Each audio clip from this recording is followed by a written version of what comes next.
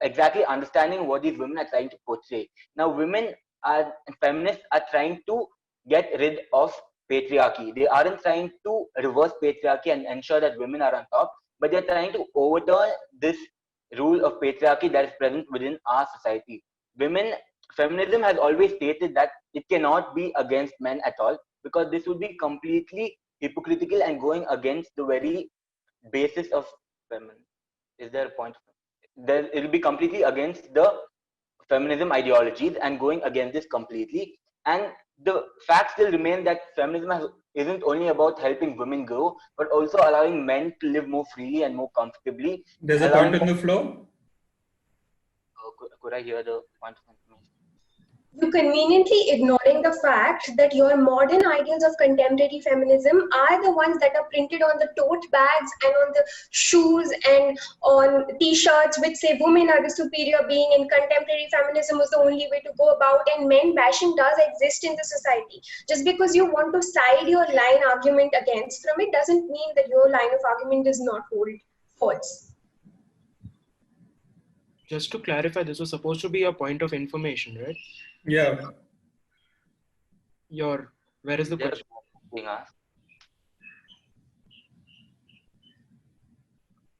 Is there a question? Member of Parliament, please summarize your question. It wasn't a question, it was highlighting on what he was saying is actually a problematic statement. Could I raise a point of order? Going against the point of clarification. Could I raise a point of order? We can raise it after the debate. Please continue with your speech. Adjudicator, please take note of what happened. All right. Go ahead, Janab.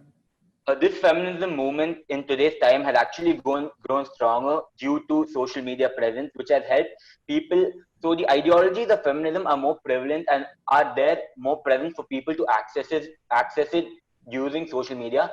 So this fact still remains that simply claiming to be something does not mean that you are that something. You need to follow the ideologies, the right principles, and ensure that you are doing what the system is asking you to be. Only then you can claim to be that person.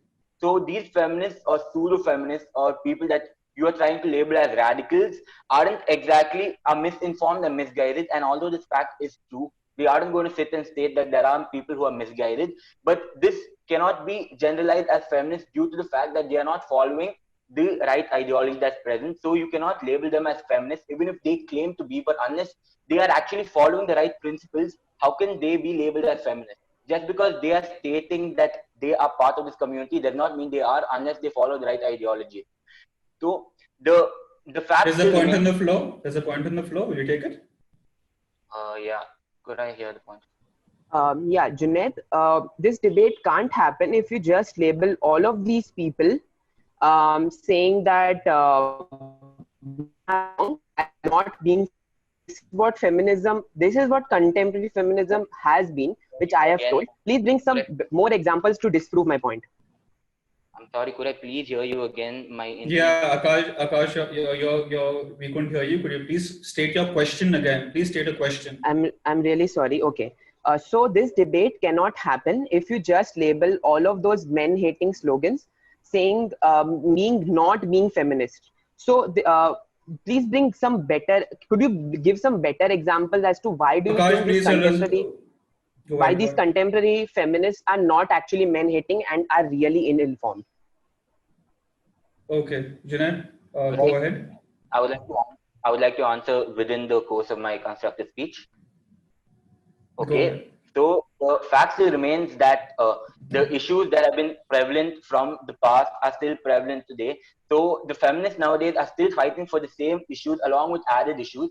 So because of these issues that have the same undertones, feminists have had to be a little more aggressive in their opinion. By aggressive, what I'm trying to state is being more loud and more vocal, and not in any way trying to say that it's being more violent. Now, it is a fact that when you are being oppressed, your voice has to be louder than the oppressor for it to be heard. Now, this is what they are trying to say. And the people who label them as radicals just for being more loud are afraid of what is happening right now, and they are unsure of how it is. So they are trying to label these people as radical just to get away from the main point of topic and to help safeguard their own ideologies and not try to come out of their own shell. Now, the movements that feminists have created have had lasting impact over time. For example, the child marriage rates used to be 47% among girls in 2005 to 2006, but with the course of time up to 2015, 2016, it has dropped to 27%, which has been a big improvement and is still gradually falling and falling. The Me Too movement has been prevalent and has helped so many people come forward with their past problems and how they have been affected. Now, these are all stuff that people have brought out today in today's time. Even the Me Too movement first was popularized in 2018, which is just 2 years ago, which is prevalent in our current generation, in our current time, which has helped around 22% of women feel more free to come forward and express themselves, which is a huge number. It's not justifiable to say that because a small set of people is misguided or wrong, that the whole thing is wrong. This is generalizing and is a wrong statement. In fact, if you had to go to an extreme sense, it would be like saying that all Muslims are terrorists only based on the fact that a few people who are misguided and aren't true believers in Islam are kind of tarnishing the name. It's like if this was a very extreme example, but generalizing people is not the right thing. The misguided and the misinformed need to be taught better and not being looked at as the examples of feminism. Thank you. Junaid, there are 10 seconds left for your speech. Would you like to take a point of information? Junaid, you're mute. I'm done with my speech. Okay, thank you so much. Just to clarify one thing, are the points of information allowed in the reserve time as well? The first Rohit, what we stated is that during the protective time, if they have time left, they can yield their time to POIs. All right. Okay. So I will not be entertaining any POIs in the opposition, but if the debater yields their time, then they can take it. Okay. Are there any points on the floor? Are there any points on the floor? Not as of now. Yes, Junaid. I would like to raise a point of order. Okay, Junaid. Adjudicator, please adhere. Please listen. Yes, Junaid, go ahead. I'd like to raise a point of order to say the breaching of the point of information rule and no question was asked. That's it. All right. Adjudicator, please rule. Yeah. That's an order. Okay, thank you so much. Participants, please note, please phrase your question towards the end of a POI. Thank you so much. Please ensure that your questions are short and crisp. Essentially, in a point of information, you're not supposed to give an explanation. Your question is supposed to start with what, why, how, when, like that. So we are not looking for explanation. If you can fit in the explanation with starting off with the question itself, then great. Okay, thank you so much. Member of government, please take the stage. We're doing a backward count, after which you can start your debate. Sure. My sincere apologies. It was a point of clarification altogether, but okay, all right. No point going on that.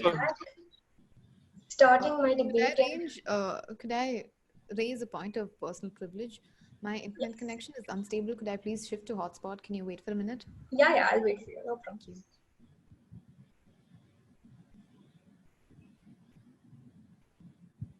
We'll wait for ma'am to come back. Sure. And then I may start.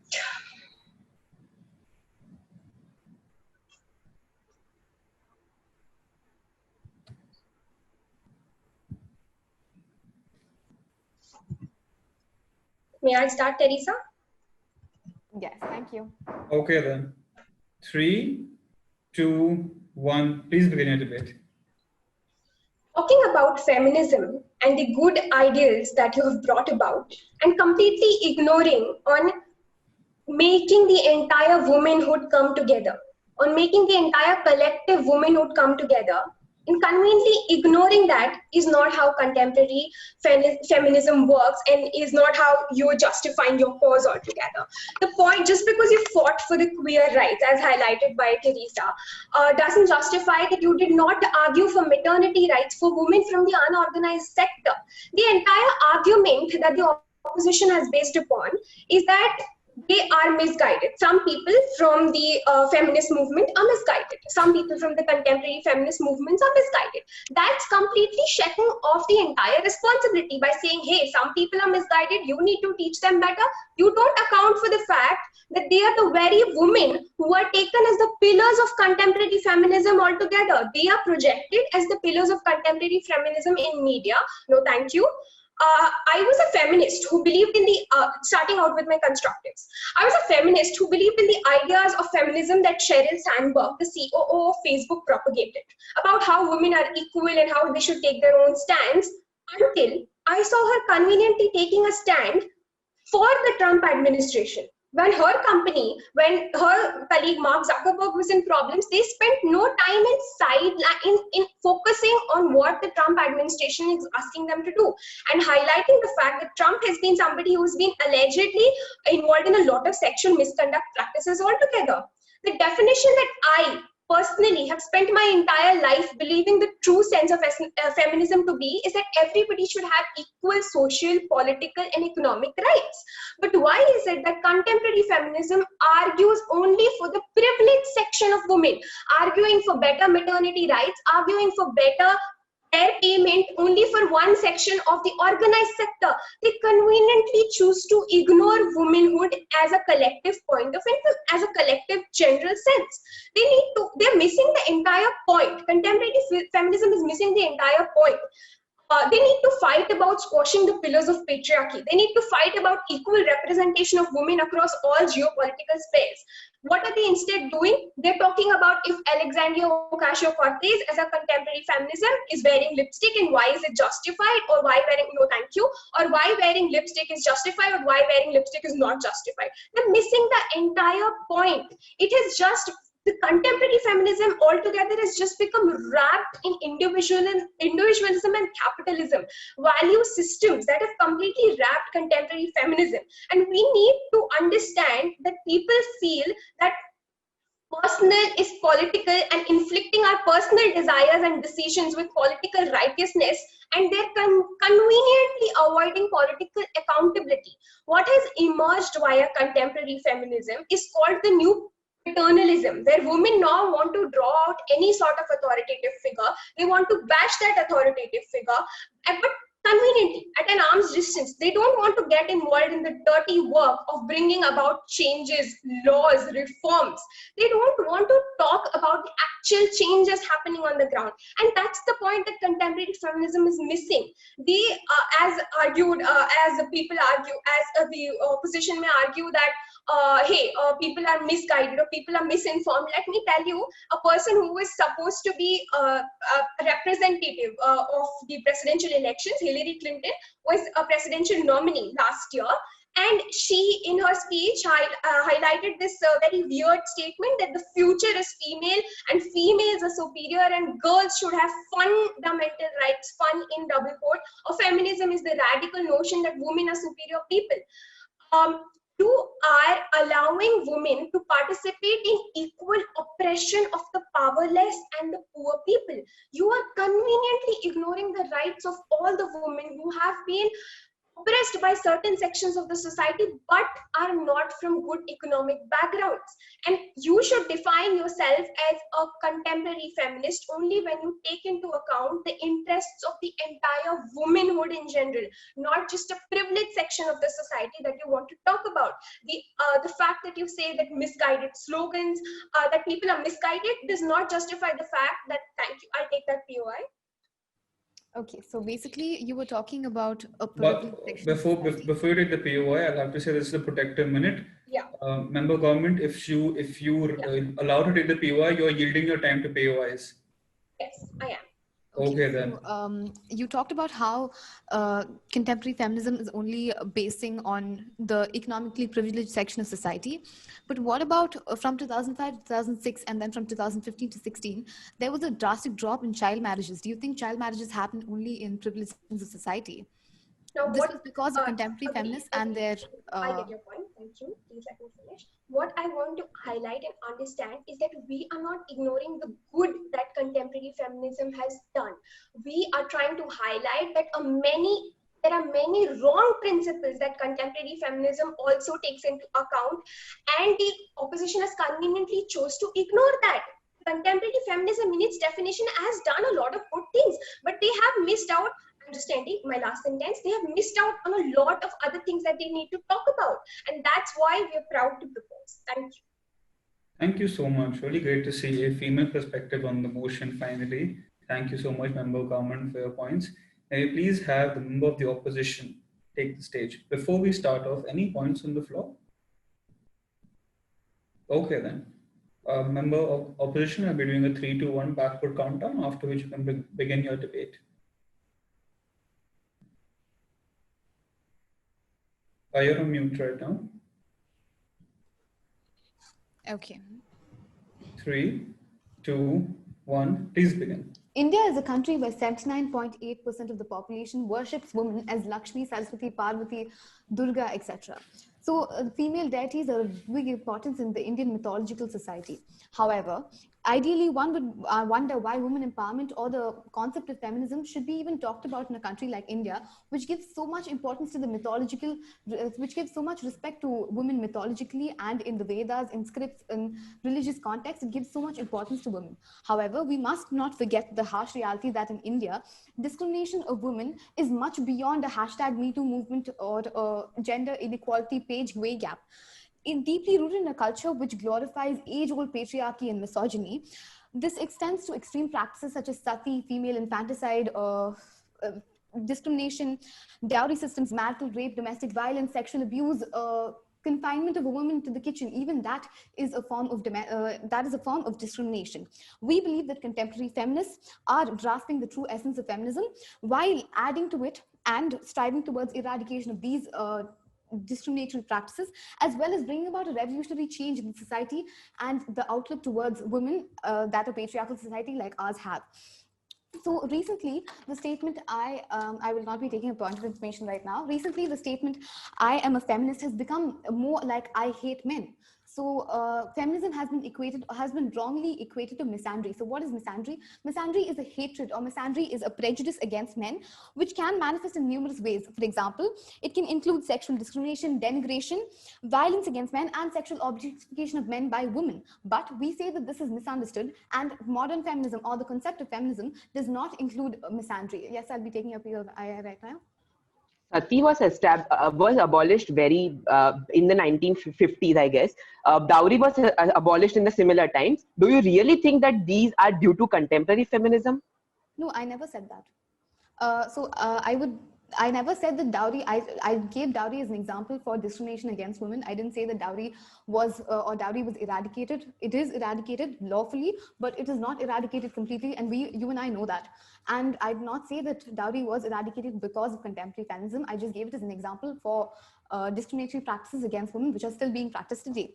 So today, a woman who identifies herself as a feminist, who dares to go against the patriarchal society, or who voices out her discrimination or any sort of injustice to her because of her sexuality, she would be called as a feminazi. She would be called as a diva. She would be called as a narcissist or an egoist, and her point will be shut down.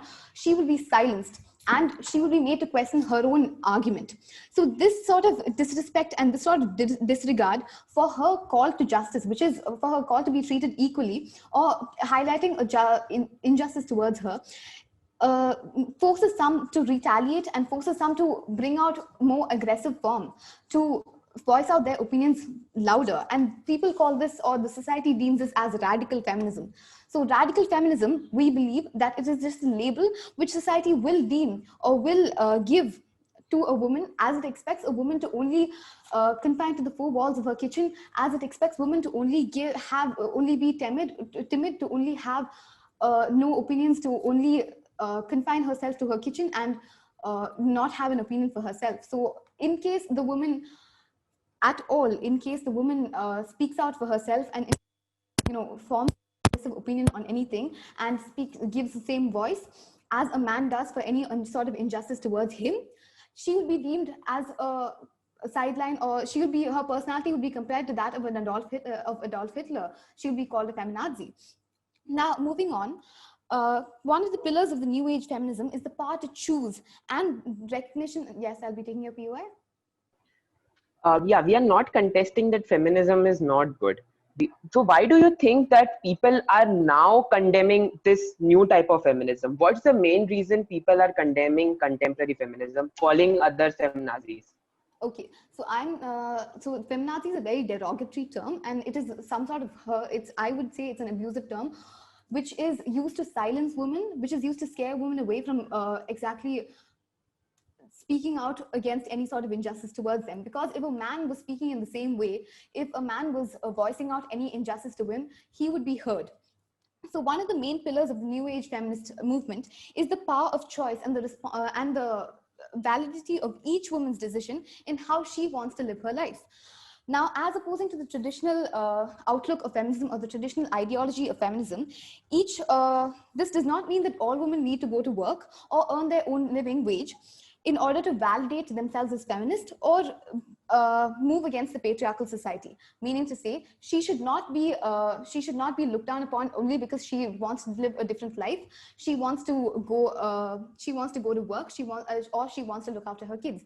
What modern or contemporary feminists are trying to prove that is that a woman's choice matters, and it adds to the true essence of feminism that contemporary feminists have added to the true essence of feminism, that the importance given to women's opportunity, the importance that should be given to a woman, the opportunity to be given to her to make her own choice, and the choice should be voluntary and informed. That is what contemporary feminism stands for. Contemporary feminism has also That'll be all. That'll be all. I'll have to cut you. I'll have to cut you. Your time is up. Thank you so much, member of opposition, for your speech. Points very well noted. Let's move the debate ahead. Are there any points on the floor? Any points on the floor? None. Okay. Can we please have the LO back for the first rebuttal? Participants, am I audible? yes, you are. Participants, please note that the rebuttal time is 4 minutes for this round. Ready when you are, Janab. Give me a second. Sure. Take your time. Yeah. Okay then. 3, 2, 1. Please begin your debate. The first point that was noticed during the beginning of the Member of Parliament speech was that the older waves of feminism fought for rights such as domestic violence, rape, and inequalities within our society, which was a big problem right then and trying to eradicate it. But then contemporary feminists are leaning away from this. But the question I would like to ask is, are these problems still not prevalent in our society? Is it still not happening on large scales, not as big as compared to before, but still a large number of people who are being affected by problems like this? So problems like these are still something that these feminists are trying to fight against, or these injustices are still looked upon and are trying to be eradicated. And the statement saying that the future is female is again a statement that is being misinterpreted by everyone else who's looking at it. The statement is originally created as a sense of hope and giving the young women and the girls who are growing up a sense of hope and freedom to know that towards the future they also will have their own opportunity and they don't have to rely on anyone else. So basically what the slogan is trying to say is that for men they did not have to, comparatively to women, men when they grow up they did not have to worry about not getting a job or anything of importance just because of their gender, but this was prevalent for female. So this slogan was meant as empowering to know that in the future this will not be the case, and is in no way trying to say that in the future women will try to overtake men. And the question asked about by the Prime Minister about why do you think they are still getting hate or called as feminazis, these contemporary feminists, not as much as before? See, whenever there is a movement that is happening on a large scale, hate is always prevalent and it will always happen.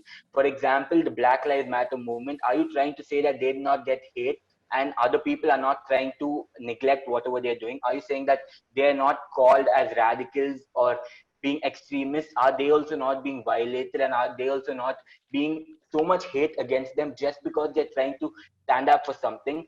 And trying to negate the future is female slogan is again like saying how Black Lives Matters don't have the word all lives matter in them. It's along the same lines. It is not stating that men are also of not equal importance, but it is trying to bring fact to the problem that is at hand right now, that is of more importance. If there are two houses and one house has a leaking roof and the other house is burning at the same time, obviously focus will be shifted to the burning house at the moment. It is not trying to say that your house is not equally important, or we want to completely ignore your house. But once this house is protected due to the more severity of the problem, we will also come to tackle this. So feminism is trying to tackle every single thing, but you cannot expect everything to happen at the same time. And a statement made by me where I stated that you cannot generalize this category, I still think this is true. Just because of few, generalizing again is not a problem that needs to be tackled. And it makes no sense. Just, we are not trying to say that we are going to ignore the misguided and the misinformed. It's obviously a problem, but it is something you cannot tarnish the whole every single contemporary feminist just because you think there are few neglected. And you trying to say that we are neglecting all the bad that's happening, but in your speech, even though you said one statement at all that saying that we are not ignoring the good, you still have left out every single thing that feminists have done to empower women. Thank you. Thank you so much, Junaid, for summing up the opposition's argument. Thank you so much to the opposing team for taking part in this debate. Can we please have the final speaker for the debate, the Prime Minister, summarizing his side's argument? Akash, ready when you are? We'll have a backward count again. Yeah, I'd Okay. go in 3, 2, 1. Respected chair, let's first look at the leaking house example.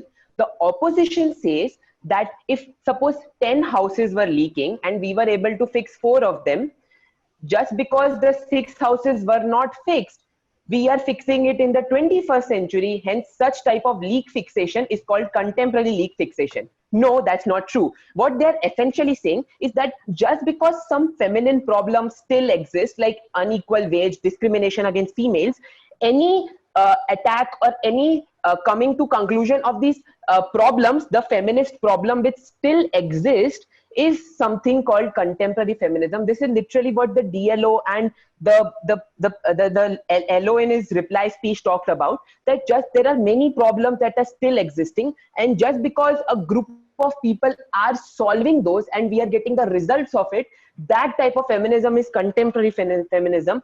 I think God help them. This is a completely misconstrued definition of contemporary feminism that we came upon. Such a challenge is not allowed in the reply speech, but I still go ahead and engage with them. First of all, I'll reiterate what contemporary feminism is actually looking like. Contemporary feminism actually looks like having slogans like, why should boys have all the fun? It's like having words like WOMXN, right? It's not about going and fixing the leakage in the house, which the opposition talked about. It's like saying, oh, why don't you buy a new apartment? That's better to advocate, right? All houses matter, or something like that, right? So they'll come up with some creative slogans and actually not focus on the problem, right? I in my speech have talked about how these feminism are completely ignoring the moderate views or are actually getting a sharp criticism. It's not that some people are misguided. Katyani clearly told about that it's more of a global issue that this contemporary feminism have hijacked. Why is that so? It is because that this contemporary feminism get the leverage that they want, right? Having these flashy slogans, having these flashy words like WOMXN are something which attract a lot of people, right? It's easier to share something on social media like, okay, I am a WOMXN, rather than saying that, oh, look, rapes and child marriages still exist, we should tackle them. This is what traditional feminism fought for. They actually came up and told that, look, these are the 10 things that are needed to be solved right now, and this is how we're gonna get the political leverage and do it. However, now the contemporary feminism is just how you're gonna get more likes and how you're gonna come up with some creative slogan. And like Katyani told, on how this contemporary feminism is about like catering to the privileged section of the society. It's not like catering to the labor class, or it's not talking about the labor rights. It's not talking how female in this unorganized sector are the most vulnerable actors. These do not get like enough, even like basic rights of healthcare, even food. So these vulnerable actors are not talked about in this contemporary feminism. Do not buy their argument that just because some feminist issues were there from 1980s, 1990s, existing in 21st century, all of the people who are solving these a bunch of problems that still exist are contemporary feminists. No, these are traditional feminists. And if you're supporting those, you're supporting basically our side, right? So what have we told you better than them? We have told you that their characterization of this contemporary feminist is completely misconstrued, right? For example, the LO giving the example of like child marriages have been eradicated in 2016, 2014, right? Like understand that these issues have been staying, and just because you're solving them does not make you a contemporary feminist. The characterization of contemporary feminist necessarily has to be like females who say that okay, body hairs are good, and like why should boys have all the fun? If they do not do this definitional challenge in the first speaker, please do not credit them. With that, I'll like to rest my case. Thank you so much, Prime Minister, for setting it. Thank you so much, Prime Minister, for finishing your argument. Thank you so much for representing the government in this debate. May you please have a closing remark from the judge. Thank you, Sumer. So guys, first of all, it was a great debate in terms of the arguments presented, in terms of the points made. They were great. But there are a few things that I would like to point out from each of your arguments in an umbrella manner. All right. So first thing is your speeches need to be more structured. Structured in the sense that when you have a motion, you have to first define the motion and then give analogy or examples to support that definition that you have taken up for the motion, right? Now, that is one thing. Second is not really in terms of the points that you're making, but in terms of the procedure. Whenever you guys are doing these debates, you have to refer to each other not as individuals, but as the particular role that the individual is playing, which plays a major role when it comes to these sort of debates. But because you are, in the sense, representing a side, but you are not really talking about what you exactly feel. So you guys are not as debating as individuals. That is the second thing. And yeah, now I want to just point out 2-3 things in your individual debates as well. First, I would start with the PM. Even though you had great analogies to show on what you mean by contemporary feminism and what your debate was all about, but still there was no setup of what the definition of the motion was, what you were representing in the motion itself. You were, for example, right, you kept talking about how contemporary feminism wants to change it to MXN and things like that. But then where is the definition to support that analogy? You are taking one particular example to define the whole group of contemporary feminism, right? And there is no like clear-cut definition as to what contemporary feminism is. So that is your role to clearly define in the starting of the debate of what contemporary feminism is and what you need to talk about. So that is one. Otherwise, you had good points in terms of and you had a great structure as well. The leader of opposition. One thing that I would like to point out is that in the starting of the debate itself, the way you were moving forward, it was good that the PM hadn't defined what contemporary feminism is, which helped you, but you ended up taking the argument in a manner where you are making a huge umbrella for that contemporary feminist and not classifying them as contemporary feminists, as it was rightly pointed out by the government as well. So that is another thing that I would like to point out. Otherwise, again, like guys, I'm just giving you this so that it helps you with your later debates. But this isn't saying that you guys didn't do well. You guys were really great in terms of the debate, and the expectation that I had, you guys lived up to it. Just to give you a small feedback sort of a thing. Otherwise, it was a great debate. A member of government and member of opposition, you both did a great job. Just that you guys need to really structure your points more. Just offer all of you, it's all about definition and example. Just try to keep it that simple. Now your example can go as long as possible, as far as you're able to give support to your definition. All right. Thank you so much. Rohit, do you have any if you were the government speaker, like could you come up with like a constructive feedback to me as to what I have defined contemporary feminism. So okay, see, I wouldn't want to put out points because I don't have my own research in terms of it, because this is a very I being a guy, I don't want to talk about what feminism means to women as such, and I don't want to rain on their parade as such. But what I want to tell you is that your job was to define what contemporary was. Your job was to define what feminism, what you were referring Okay, to and feminism then as. could give 10 examples. But And first, start off with yeah, at what. least set up what, because it again, if you're not setting up the what contemporary means to you, what feminism means to you, it gives a leeway to the opposition to take it as however they want it to be. And I mean, Right.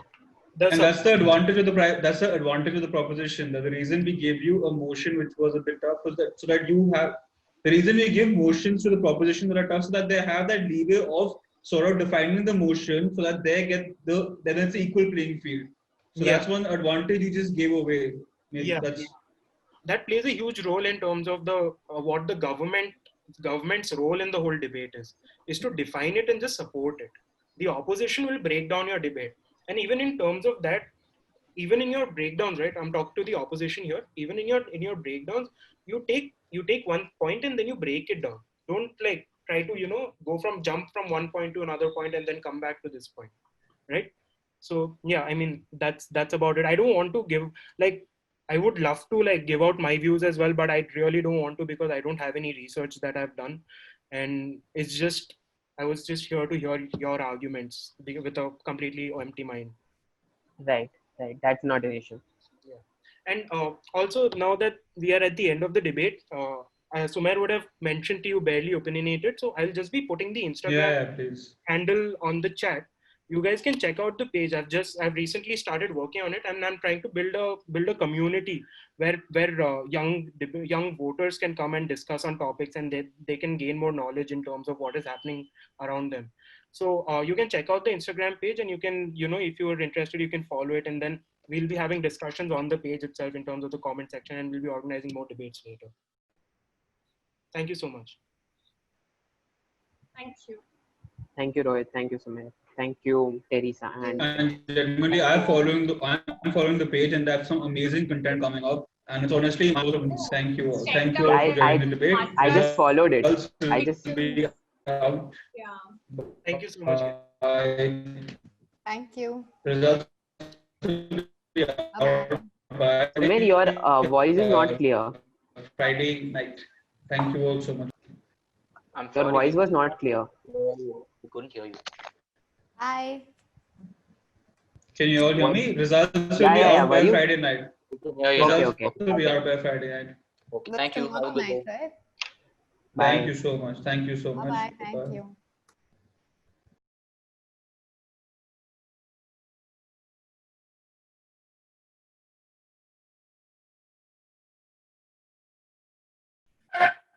Good afternoon. Welcome to the round of 16 of the Compass Online Parliamentary Debate Open Category. It's a pleasure to have you all. I'm Sumer Rai, your moderator for the evening. Today we have the motion.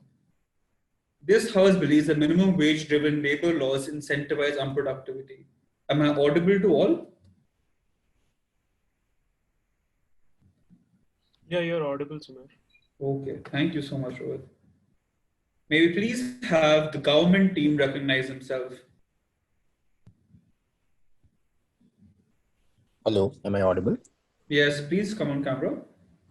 1 second. Am I visible? Yes. All right, so I'll be the Prime Minister, and my co-speaker, my second speaker shall be Harshvardhan Bhojak. Thank you so much, the government team, for recognizing yourself. Hi, Harsh. Good afternoon. Can we please? Well, great. Can we please have the opposing team recognize themselves? Hi, this is Astito. I will be the member of opposition, but actually the leader, he is having some connection issue, so he will be here in a minute. Sure. We wait for him to Sorry come. about the deal. No problem. Kshitij is here. Yeah.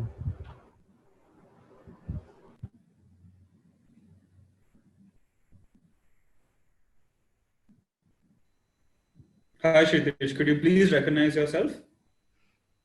Hi, I'm Harsh and I'll be the Prime Minister. Hi, I'm Kshitij and I'll be the leader of opposition. Thank you so much, Ritesh, for recognizing yourself. Okay. Before we start with the debate, I want to introduce our adjudicator for the evening. We have Mr. Rohit Agarwala with us.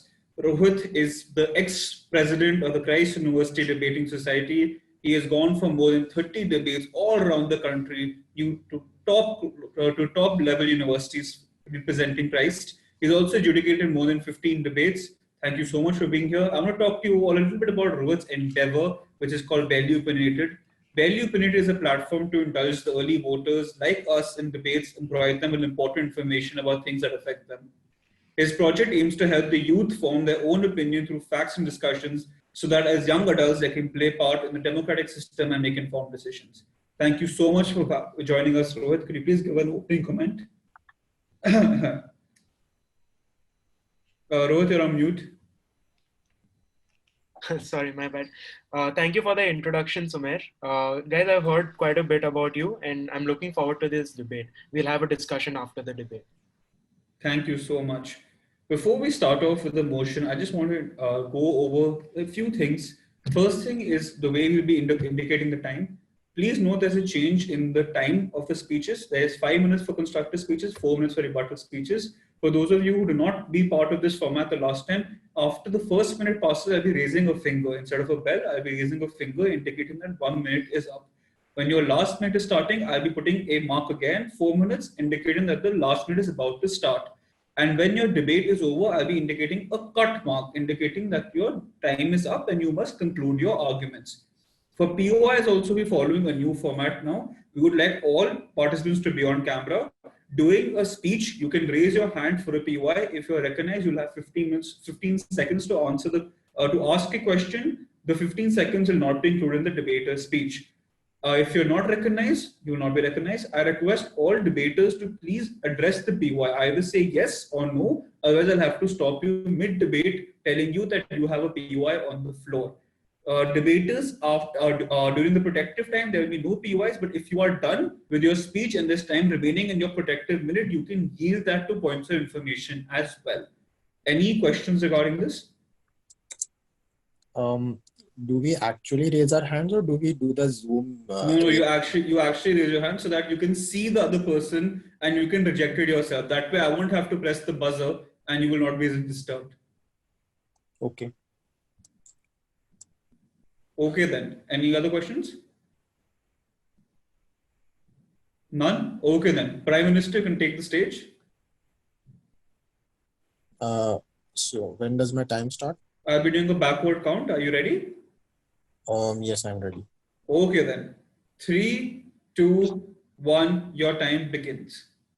Okay, so the government here believes that the labor laws in our country should acquire a free market ideology and in furtherance does not support minimum wage driven labor laws in both public as well as the private sector. Here are my constructives. First constructive, how minimum wage laws incentivizes unproductivity. There are two reasons for this. Psychologically, a human being will refrain from working harder if he already has a guarantee of a wage. It's simple. You are basically guaranteeing them that a minimum is already waiting for them, no matter what the performance done by a laborer is. He doesn't really have a reason for working hard to get the very same wage, right? And reason number B, within the same constructive, that minimum wage laws can also be misused through delays. So let me explain. Because the person gets money based on the number of days he works rather than the actual performance that has gone into the work, the laws in themselves, they are creating an incentive for worker to delay the work as much as possible. So if a work can be done in a month, the laborers will stretch it out for 1 year or more, because that way the laborers will be able to extract maximum wages with the least possible work. That's why it's very clear how theoretically and practically the minimum wage driven laws incentivizes unproductivity. Now my second constructive will concern with the industrial viewpoint. Okay, so let us look at through a very simple example. An industry's main aim is to generate profit. If there is an industry who wants to hire wage laborers and they have a choice of setting up industry in two places, one with strict minimum wage laws and second without minimum wage laws, what should they do? Okay, if they set their industry in a place with strict minimum wage laws, they will have two huge problems. A, industries will have a lot less productivity because the labor laws practically are incentivizing unproductivity as extrapolated in the first constructive, right? Even in the case that the industry says that we'll set a time limit for the completion of the work, problems will still remain because what if the workers fail to observe that time limit? Okay, they can fire them, but by then the industry has already wasted a lot of effort and wages. So as an industry, you wouldn't want to involve yourself into such issues in the first place.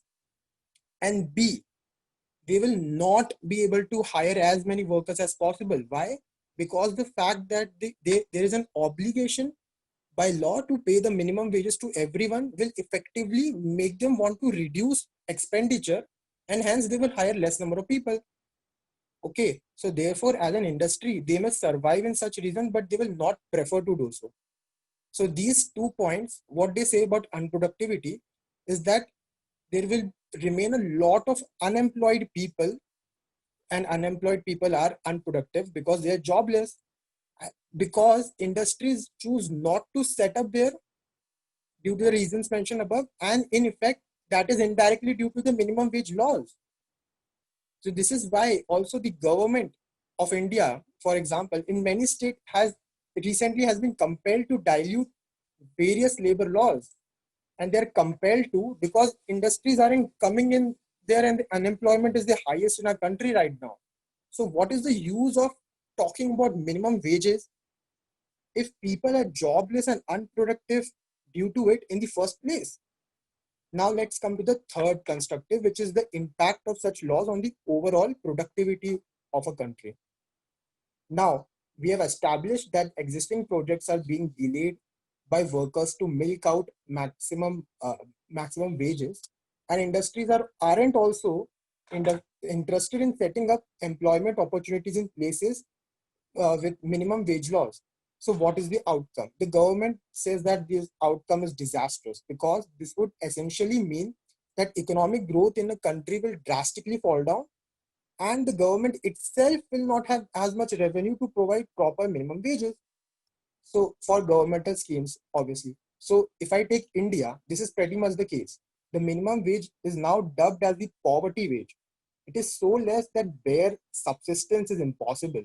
And even if I talk about a well-developed country like America, which tries to provide minimum wage, the prices, even the prices are already high in America, and the wages have failed to catch up with inflation. And that's why it has drastically affected those people whose well-being is dependent on that.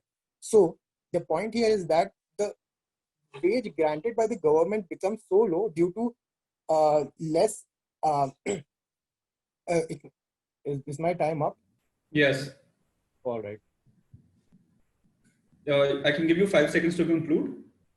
Okay, so the remaining constructive, last constructive, my co-speaker shall indulge into that. Thank you so much. Thank you so much, Prime Minister, for setting up the base of the debate. Many logical points noted. Thank you so much. May you please have the leader of the opposition setting up the debate for the opposing side. Leader of opposition, please take the stage. I'll be doing a 3, 2, 1 backward count. Ready when you are. Am I visible and audible? Yes, you are. Okay. 3, 2, 1. Please begin the debate. First of all, I would like to really apologize to the moderator of the debate. The government house was not able to actually establish the motion on the house. So thereby they were not able to create the base of the base of the house. First of all, they failed to explain what are minimum wages. Then they did not talk anything about what is actually productivity. So I'll be going through that. So basically, minimum wages are the minimum amount of money that law prescribes to be given to any labor in lieu of the work done by that particular labor. This wage is generally based on different aspects of the place where the labor is working, which generally takes into consideration the rent of the place where the particular labor is living, the food expenses, the health expenses, the educational expenses of the children of the particular laborer, etc. Now, talking about what are labor laws, these are the laws that are to safeguard the social and economically backward classes, the people that are belonging to this class and actually working. Those, so specifically saying what are labors. Talking about productivity. Again, productivity literally means efficiency, but productivity in itself is a relative term, not an absolute term. Something can be productive for a particular person and unproductive for the other at the very same time. So the motion in the House is this House believes that minimum wages driven labor laws incentivize unproductivity. So we'll be looking at unproductivity and productivity from different point of view of the stakeholders at large.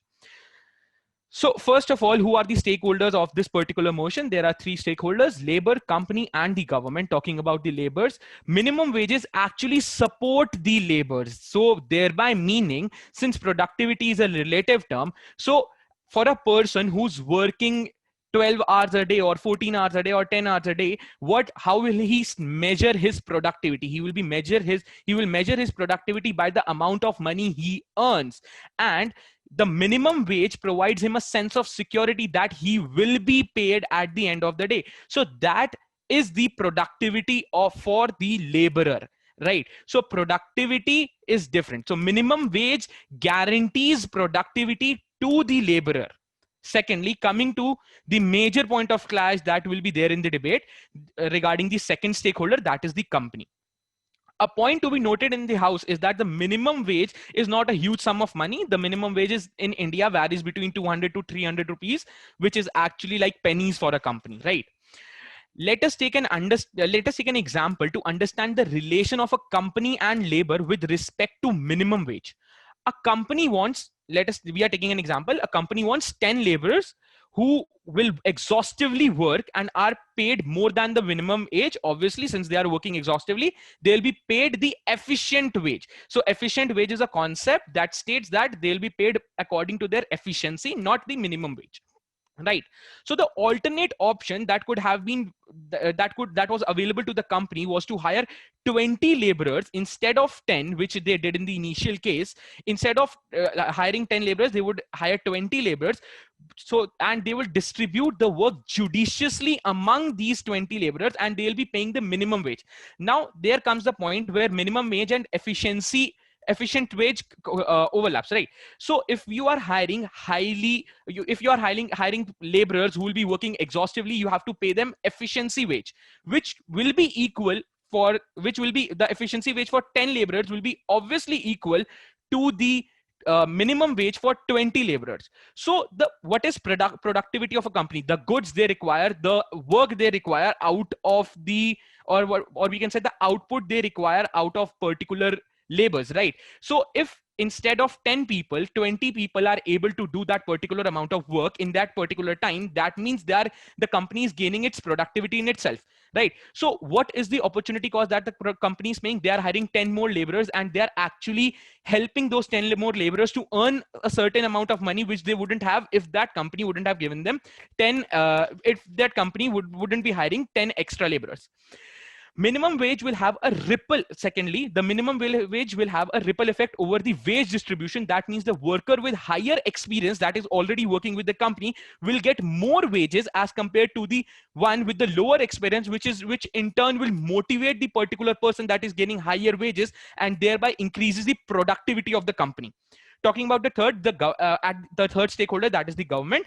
At a national level, minimum wages can result in more productive firms replacing least productive ones. These mechanisms can increase overall economy-wide productivity. For example, in China, it has been observed that the higher city level minimum wages resulted in lower survival probability of lower productive firms.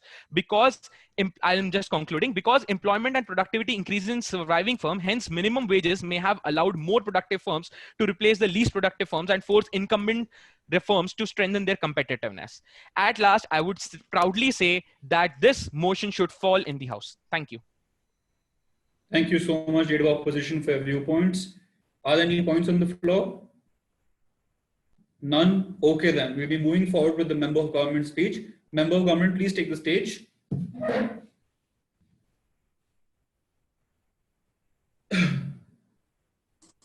Give me a minute. Sure. Take your time.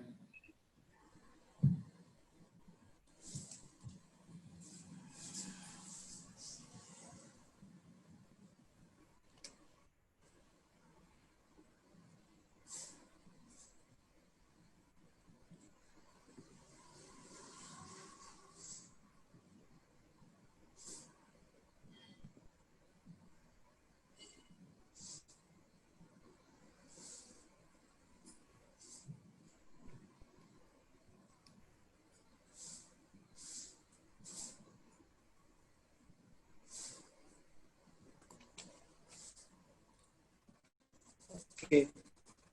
Everything okay? Am I visible and audible? You're not visible right now. Is it okay, or I need to be visible? We're fine with it. Okay. We're fine. I recommend you to be visible, but it's Actually, I'm okay. using my smartphone, so it might I might not be visible. I understand that. I'm having Okay a problem then, with the network. Okay. No problem. We're fine with it. Not an issue. Okay, so I'll be doing a backward count, after which you can start your debate. Any questions before we start? No. Okay then. 3, 2, 3, 2, 1. Please begin your debate. Okay. So what opposition did, actually, they delved on the theoretical part of the motion, and what motion is saying that this house believes that the minimum wage labor laws, like minimum wage driven labor laws, incentivize unproductivity. So we defined why it is leading to unproductivity. But what opposition did, they only limited and restricted themselves to theoretical part of what minimum wage is, who our stakeholders are, but they actually haven't dealt with the why the minimum wage will lead to productivity. I will reconstruct them one by one, and I will also define my constructives. So first of all, let's see from the government side. Our Prime Minister actually very well defined in a manner that while labor minimum wages actually are leading to unproductivity and less economic growth. Now, as defined, we are a government which supports free market economy where government intervention should be minimal in form. As defined by the opposition, there are three stakeholders like government, company, and workers. So here in the free market, we fish for deciding wages on demand and supply and not by other factors like government rules or laws. When government does not decide prices of product, then why it should also decide the lowest amount of amount an employee can pay to his worker? It should depend on the market forces. Even in this scenario, if you consider, even in this scenario where government decides the minimum wage, whether worker get it? No, it is not getting that minimum wage also. Opposition dealt that the minimum wage definition is, and that what is the reality? You talk about reality. We are talking about reality, because employer will hire jobless workers who is willing to do work below minimum wage, and this is the current reality in India itself. You have seen the COVID-19 situation.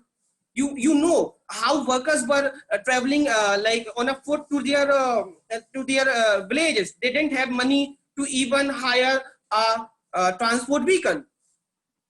Now, there's a point of information on the floor. Will you be taking it? There's a question on the floor. Will you be taking it? I will take it after. Okay. Now we can talk about minimum wage driven law incentivize unproductive. Why minimum wage driven laws incentivizing the unproductivity? What we mean by this is that how the regulatory framework for minimum wages was formulated to ensure minimum living standard of workers. But has that been achieved? No. You have already seen that in India, in Indian context itself also. But the primary object has not been achieved. But what has been continued as a measure of a minimum wage is that it gave a way for unproductivity, as also elaborated by our PM through his examples and constructives. It has to be seen that our government is not saying that workers should not be paid adequate, but what we are proposing is that we as a government wants to provide better negotiable position for workers, so that if their work or labor demands or deserve more wages for them, they should be in a position to ask for wages proportionate to their labor. Then in the place where where they will be paid only minimum wages, which is also not very much in India itself. The thing is that the thing can be done through. There's a question on the floor. Will you be taking it? You okay? Okay. Kshitish, please recognize it, or it's Sutva, whoever So the asked the question. concept of minimum wage states that there should be there is a lower limit that should be paid. How come that comes? How where that comes? Where how are you saying that the laborers can't negotiate for a higher amount of pay if there is a lower limit of the pay that should be given to them by the government? Okay, so I will first finish my point, then I will come to your point. So what we are saying, that the wages should depend on the market forces, on the demand and supply. And what we are saying, we are not saying that labor should not be paid the wages, enough wages, adequate wages. What we are saying that through unions of different sectors, which are where workers will get wages as per their work, and this will also lead to healthy competition in market and overall growth of the economy.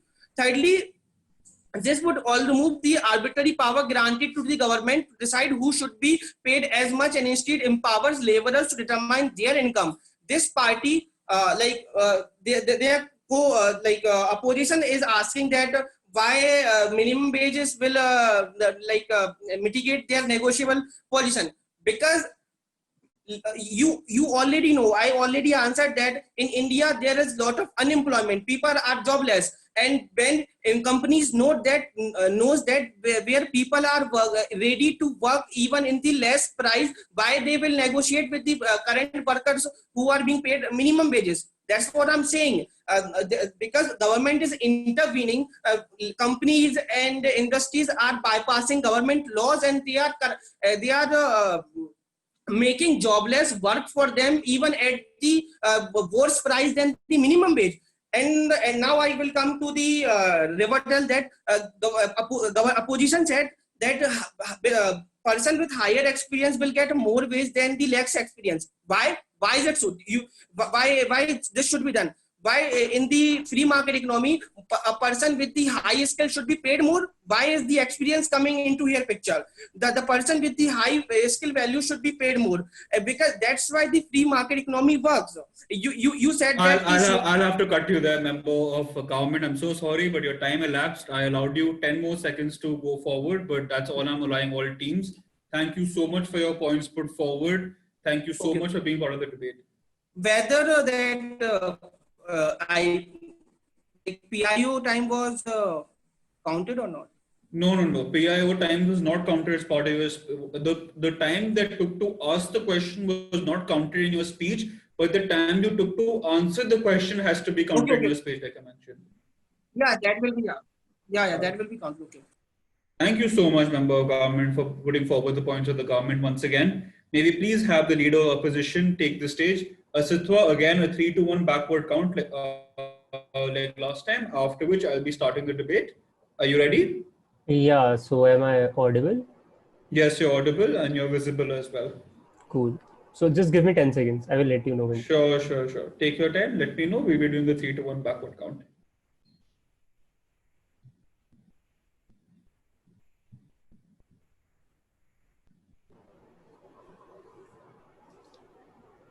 Please begin your debate.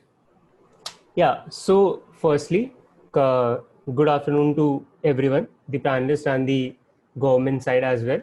See, the motion in front of us in the House is that we believe that minimum wage does not intensifies and it intensifies productivity. Basically, what minimum wage does is it works as a blanket for the already socially exploited and economically backward classes, that is the laborers. Like the opposition leader of the opposition in his speech very well specified who the laborers are. Now what happens is when the government puts in a rule saying that a minimum wage is to be required to be paid, what it does is it forces the industries, and like the stakeholders were explained to you by our leader of opposition, what it does is it forces the industries to pay a certain sum of amount for the work that is being done by the labor class for the industry. Since we all know like the government itself mentioned in both these pieces, the economic condition, the unemployment, all of that is at all-time high in our country. So if we remove the minimum wage like the government wants us to do, what it will does is it will open a Pandora box that will end up harming the laborers and the already economically backward people even more. There's a point Yeah, on I the will floor. take Will the you take? POI. Yeah, so if you're talking about a country which cannot hire people, do you think it can also afford that minimum wage? Please extrapolate a bit on that.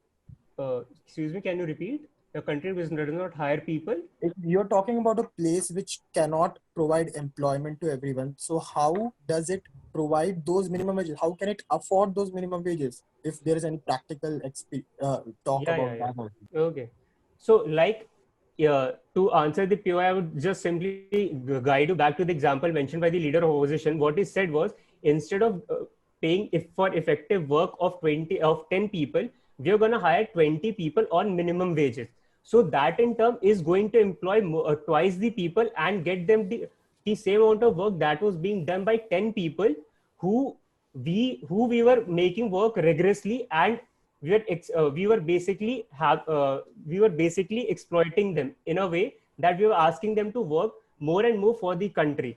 Now, coming back to my constructive, what I would like to put forth is minimum wage is the motivation or what acts as a driving force for the laborers, because they are not people who are living a lavish life or who are hoping to earn a huge lump of money through their work. What they're doing is they're just trying to get through the day. That is the basic requirements of what one needs, basically a house, food, and a well respected place in the society. Now, what minimum wage does is it guarantees them those rights, because it does not matter what kind of or how many hours you're making a laborer work, you will have to pay him a minimum amount that is required for you to pay by law. And if you do not do that, you are liable and you can be taken to court. Now, to what happens is, the government is suggesting that we want the market to be a free market.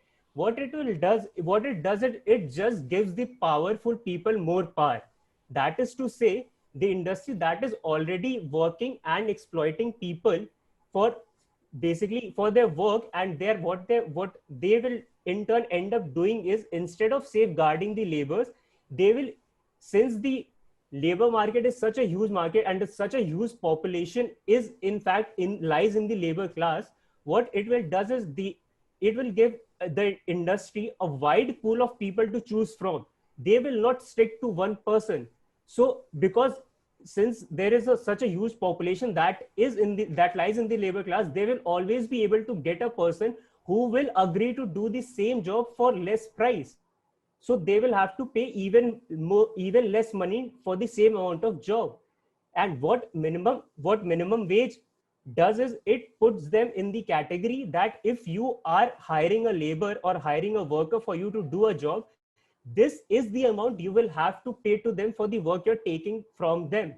It doesn't matter, and as industry, you can afford it.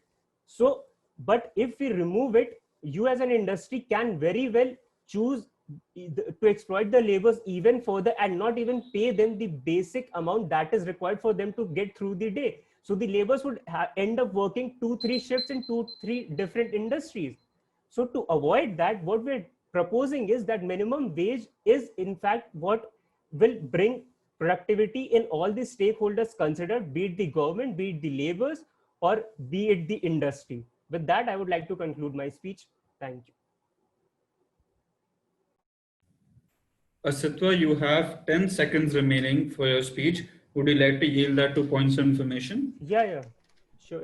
If I'm open to POIs. Opposition, do you have a POI? There's still 10 seconds left for Asitwa's speech.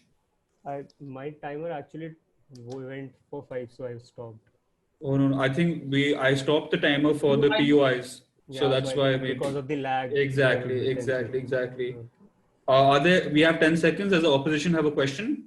Okay, I have. Okay. Yeah, sure, go ahead. So government said that company will hire other person. So like there's a lot of pool of like person. So when even in the minimum wage scenario, a company can hire a person who is willing to work below the minimum wage. How they will ensure it? but that will take the company to court. By law, you cannot do that. Minimum wage means you have to pay him that amount of money. It doesn't matter if he agrees to get paid less. You, as an industry, it is your job to pay him that minimum wage. That is what this is all about. Your time is up, Aditya. Thank you so much for your points. Thank you so much for the POIs. May we please have the leader of the opposition summarize his side of the debate? So this is the point where I summarize, or this is the speech where we give the rebuttals? A rebuttal speech, in a way, is a summarization speech where a biased summarization speech where you use rebuttals. So that's what. We'll be having a 4-minute speech for this round. Ready when you are? I'll be doing a backward count. Are you ready? Yeah. 3, 2, 1. Please begin.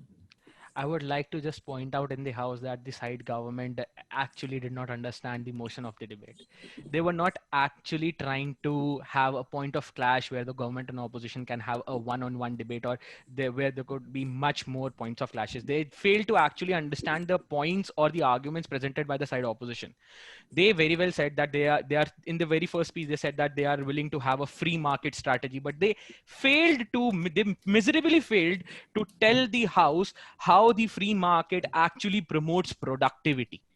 So if the side government is giving an alternative to the motion, then they should also be explaining how that alternative is actually promoting the cause of the motion, that is the productivity of the workers or of the company or of the government, how it is actually promoting the productivity, the free market. Then they pointed out that the unemployed people are unproductive. I don't get the basis of their argument that how they are considering productivity and unemployment as a single rationale. They also talked about government do not have the appropriate amount of money to fund the schemes. I just want to point out, if the minimum wage of the laborers is substantially increased, like currently it is from between 200 to 300 depending upon the places, it is increased to 500 or 1000 or maybe 1200, then the amount or the number of people, the population that is below poverty line in our country will increase, and thereby the government has to spend less amount of money in the government schemes to actually improve the socially backward classes, that socially and economically backward classes. So they have to actually reduce the spending. So minimum wage does act as a very good tool for the government to actually raise the people that are below poverty line. So they also talked about so they also talked about what if the minimum wage is not paid, in reality it is not being paid. So there is already a system in place which states that if a company or if a employer is not paying a minimum wage to a certain laborer, he can approach the courts at that particular point of time, and his issue will be redressed. So I don't understand what arguments they were trying to present in this house.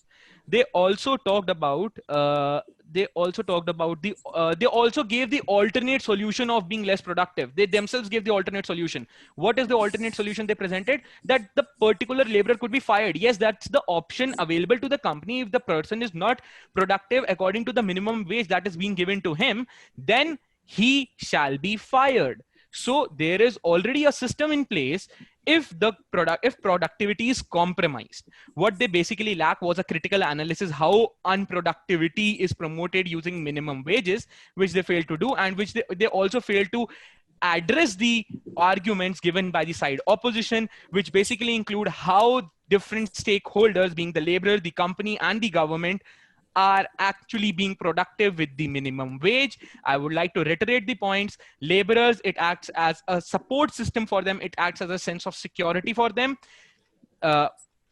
Also, for the laborers that are new to this market or are currently just joining, are the novice, I would say are the novice laborers, will actually gain some sort of security that they will be paid certain amount of money. Then talking about the experienced laborers, that means the laborers that are already working with such companies, they will get higher wages, since the novice laborers will get the minimum wage, so they will be definitely getting higher wage. That is the basic economics of how demand and supply and other things work. Talking about the company, if the company is hiring higher number of people, then there will be a social cause attached to it, that the company is actually hiring more people, but what it is actually doing is it is not compromising the productivity of the work, but it is actually hiring more and more people, thereby promoting the social cause of getting. And the last, I would like to conclude at the end, with the government, it actually, minimum wage actually helps in reducing the government expenditure. It helps in increasing the economic advantages of the nation at large. Thank you. Thank you so much, Leader of Opposition, for summarizing your side's debate. Thank you so much, a member of Opposition, for taking part in this debate as well. Points well noted by both of you. May we please have the final speech of the evening by the Prime Minister of the House. Okay, 1 second. Can I? I just need to connect my phone. Actually, there's some. Sure. Take your time, please. So Take your time. I had a question. So the result, the verdict of the House will be announced after the speech, or it will be announced later? It will be announced Friday evening. Okay, that's a huge lot of time. Yeah.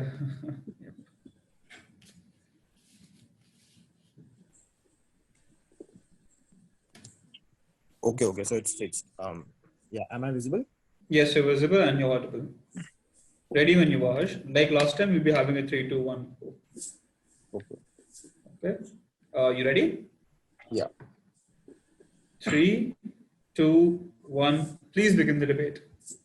Okay. So points of the government summarized as follows. The government says that our model of going with a free market ideology and saying that they should depend on the force of demand and supply and it not be government intervention. We are saying this because, number one, industries don't want to hassle themselves with minimum wage laws. Why? Because they want to work for profit. They don't want to do social service. Like that's a different thing. They want to work for profit, and that's their aim. Secondly, why our model is superior? Because not only does it induce companies to invest, because of free market economy will not just give performance linked incentive for workers to work more, but also the fact that they don't have any legal hassles, right? And that's why I believe that our model is better. Now let's go on to the opposition speech. Now they mentioned 3 stakeholders, right? But they go into a lot of theoretical thing and they justify productivity by the amount of money a person earns. So as in the minimum wage a person earns is equal to the productivity.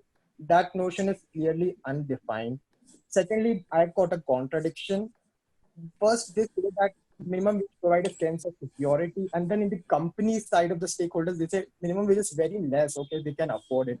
If the minimum wage is less, and they said in the first speech that it's 200, and then they said it's 500, so can a person survive with 200 wage per day? And if minimum wage is so less, then why do you support them? Right? Our point is that minimum wages should depend on the skill of an individual, and government should not decide them for something that they aren't supposed to decide on the first place, right? Uh, and they go on to vague theoretical notions of efficiency. Then now they do mention about it, but what of the practicality? So if I work for 5 units and I get 50 rupees, a person could work for 10 units and he could still get 20 rupees. But okay, if efficiency wage may say that if you work 20 units, then you will get 100 rupees. But the law allows the person to do 1/4 the entire work to get 50 rupees. Then why should he work 4 times the amount to get 100 rupees? Right. So the efficiency concept, they're not practically implemented it. They just copy pasted the theory, and I'm not sure how it does work in the real life. And then they are also talking about how powerful people get more power and safeguarding people. Well, the motion is about productivity. Please be restrained to productivity, right? And then they say how free market help. Well, free market is a conducive place not just for the buyers, not just for the laborers by giving them a power to negotiate, but also for the industries who will be more conducive to setting up their factories there compared to in a very regulated marketplace, right?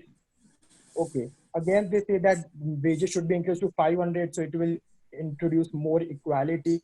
Well, a lot of time governments can't afford to. That's why minimum wages is such criticized, right? It's not easy to implement it every and anywhere.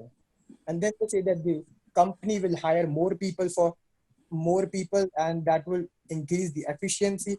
Well, you need to understand the point that company will not hire a lot of people because they want to cut down expenditure. They will not hire 20 people for goodwill if their profits are in negatives. They will obviously cut down their employment. They're not here for social service, right? That's why free market economy needs to intervene and useless and in effect like the minimum wages which in itself make people more poor by having a poverty wage. Well, neither is the industry supported nor is the laborers. Thank you. Thank you so much, Prime Minister, for summing up your side's arguments. Points well noted by both of you. Thank you, Member of Government, for taking part in this debate. It was lovely having your team. Thank you, all participants, for joining us this afternoon. A very fruitful debate. Can we please have the closing remark from our judge? Thank you, Sumesh. So first of all, I'd like to tell you guys that this was a very fruitful debate. Leader, the opposition, I would like to commend you on the structure of your speeches. I was very impressed with the way especially the leader of opposition, the way you had structured your speech. And one thing that I would like to point out for the government and especially the Prime Minister is that like the leader of opposition pointed out, your duty in the debate is to set up the debate and define every single term of the motion, which you didn't really do. You put forth your constructives were great. Your examples with the constructives were great. But in terms of when it comes to even before going to the constructives, what you are trying to talk about is what you didn't put out.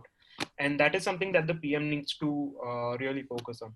Otherwise, thanks a lot, guys. This was a great debate. The one thing I would like to mention is, yeah, sure, leader of opposition. Yeah. So if you after your entire feedback, can you give us constructives individually? Will that be possible? No, actually, I don't want to do that because again, that hampers because the results are coming out on Friday. That would hamper with the Flow with of the sort things. of sorry. With the flow of things. Yeah, with the flow of things. So I don't want to individually give out certain feedbacks as such. Okay, so I mean, thanks a lot, guys. That's it. I'd just like to mention that with regards to what Sumer had mentioned about my venture, which is barely opinionated. So it's a community-led organization where I'm trying to build a community of debaters and to help early voters get more knowledge of what is relevant to them, as well as what sort of role they need to play in the democratic society. So the main idea is that I'm able to get different discussions and debates for several topics that is relevant to them. So this is an initiative. This is a very early initiative. I'm going to put out the Instagram page on the chat. You can check out the page, and if you like it, you can give it a follow as well. I'll be starting off with debates and discussions soon, which will be through the Instagram page itself, or face-to-face discussions as well. So please do check it out. I would love to have you guys there. Thank you. Thank you so much. Thank you so much, Rohit. Thank you so much, both teams, for being part of this debate. Results will be, as mentioned, results will be out Friday night. Matches are happening, as mentioned, between 11 and 4 on Saturday. Please stay tuned. See you all. Thank you. Thank you so much. It was a good debate. Sumer, so the next, if the person, whichever team qualifies for the next round, what will be in the structure of the next round? Like there will be 8 teams, or there will be 4 teams, or there will be 2 teams in total. Per match? Per match? No. So the next round is finals, Yeah, or no. It's 16 and quarters, no? So it'll be 8 teams. It'll be 8 teams. 8 teams. Yeah, it'll be 8 teams. Thank you so much. Thank you, Sumit. Thank you so much. See you guys, Harsh and Harsh. Sure. See you both. Thank you, sir, guys, for joining the debate. Pleasure having all teams. You may lead the chat. Thank you so much. Thank you.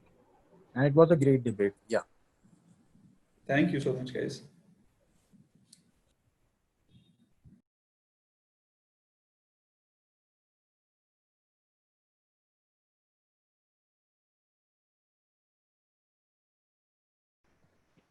Is everybody present?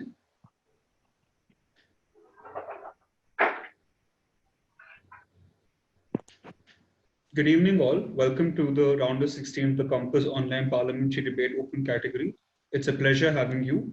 The motion on the floor is, this House believes that contemporary feminists have failed to grasp the true essence of feminism. May we please have the government team recognize themselves? Hi, I'm Palak Jain. I am the Prime Minister for today. Welcome, Palak, to the debate. Hello, I am Ayushi. I'll be in the proposition team. Thank you so much, Ayushi, for joining us for the debate. May we please have the opposition recognize themselves? Am I audible? Hello, I'm Arya and I'm the leader of the opposition. Thank you so much, Arya, for joining us. Hello everyone, I'm Pradyum and I'm going to be the member of opposition for today's debate. Thank you. Thank you so much, Pradyum, for joining us. Ladies and gentlemen, we have a well-renowned personality of the debating society of Bangalore as our judge today. Rohit Agarwala was the ex-president of the Christ University Debating Society. He has gone for parliamentary debates all around the country, represented Christ in multiple parliamentary debates, be it Nalsar, NLU, Bhopal, everywhere he's been. He's adjudicated more than 15 debates. Thank you so much for joining us. Before I have an opening remark from Rohit, I want to tell you all about his company, Belly Opinionated. Belly Opinionated is a platform to indulge the early voters like you in debates and provide them with important information about things that affect us. His project aims to help the youth form their own opinion through facts and discussion so that they, as young individuals, can play their part in the democratic system and make an informed decision. What a noble pursuit. May we please have an opening comment by our judge today. Thank you for the wonderful introduction, Sumer. I've heard a lot about you guys, so I'm looking forward to this debate, and we'll have further discussion after the debate. Thank you. Thank you so much, Rohit, for joining us this evening. Debaters, before we start the debate, I just want to go over the rules one more time. We might have changed the format from last time a little bit. There is a 5-minute constructive speech and a 4-minute rebuttal speech. We won't be having all the buzzers and bells this time. After 1 minute of his speech is done, I'll be indicating a 1 mark to indicate that 1 minute is gone. Before the last minute of his speech starts, I'll be indicating a 4 mark, indicating that your last minute is about to start. And when your speech time is over, I'll be doing a cut indication indicating that your time is up. I will allow you to have a 10-second summarization period after I cut you off. For the points of information, I'd like all participants to be on camera for this debate. Instead of having a buzzer, I'd like you to physically raise your hand for a point of information. Physically raise your hand. Debaters, during your speech, please look out for points of information. I don't want to have the buzzer so that you don't get disturbed.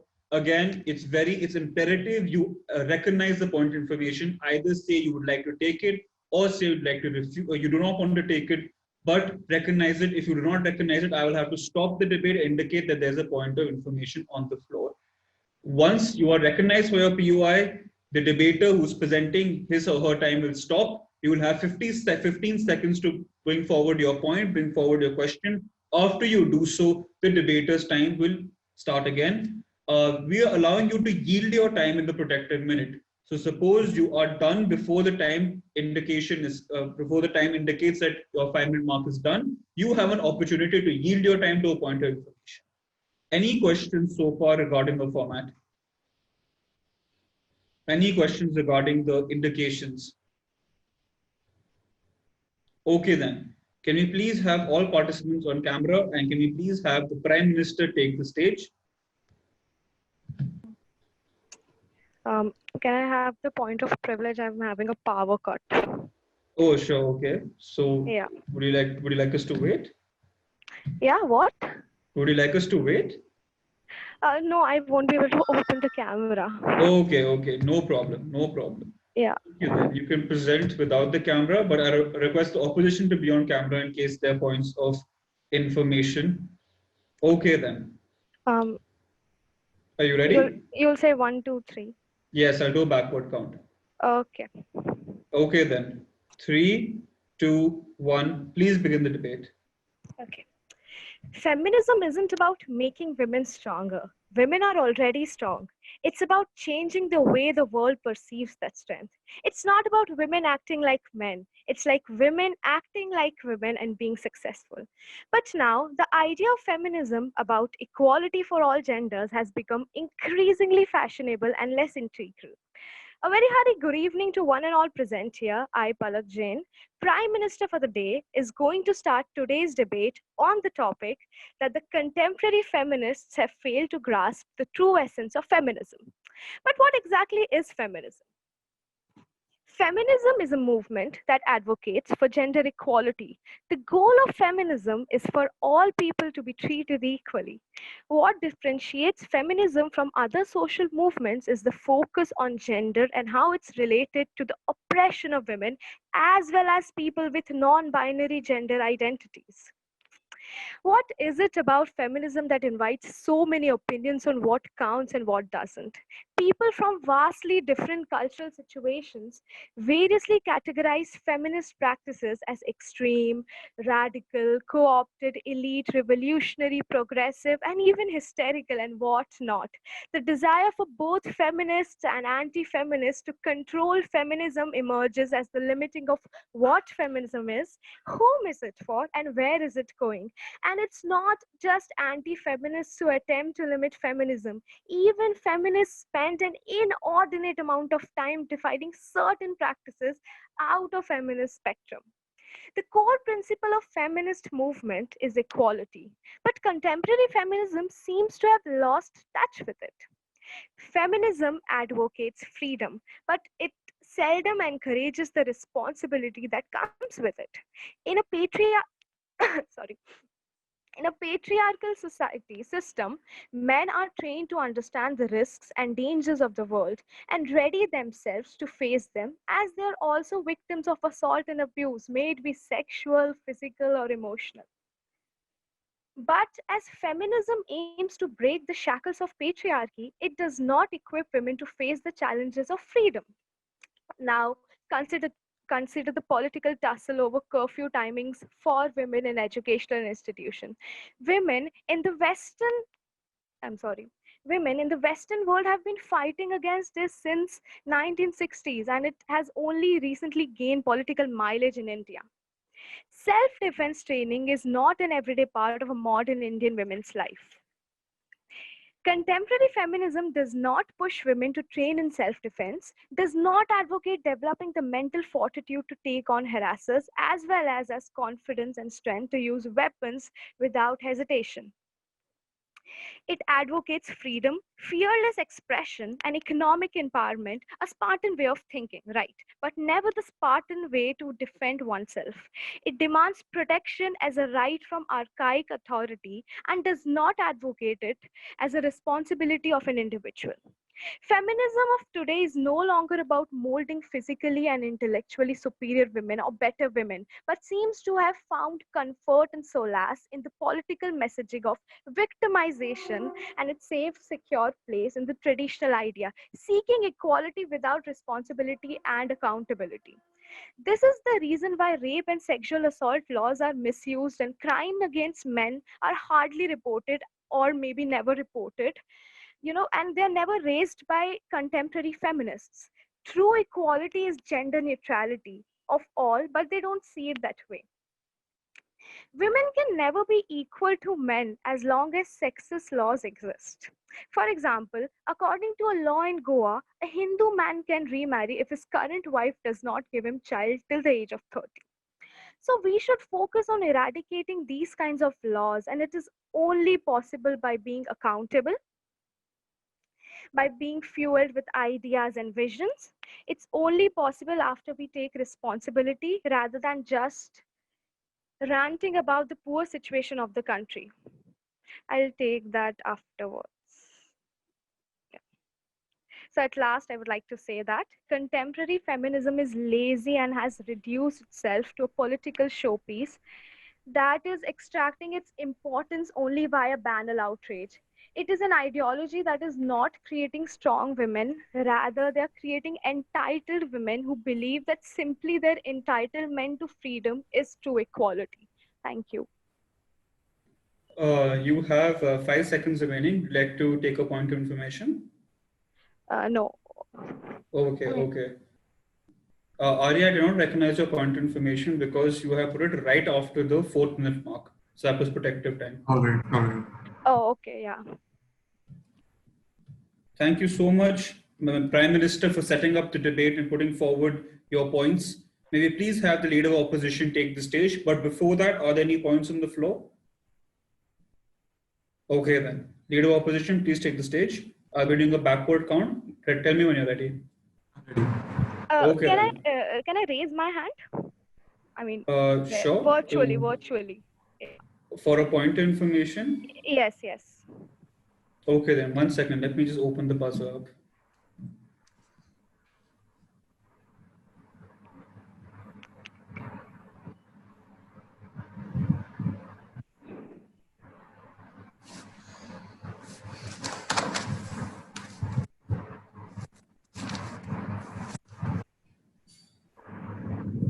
Please give me a second. I'm just finding the buzzer. I haven't used it in a few days.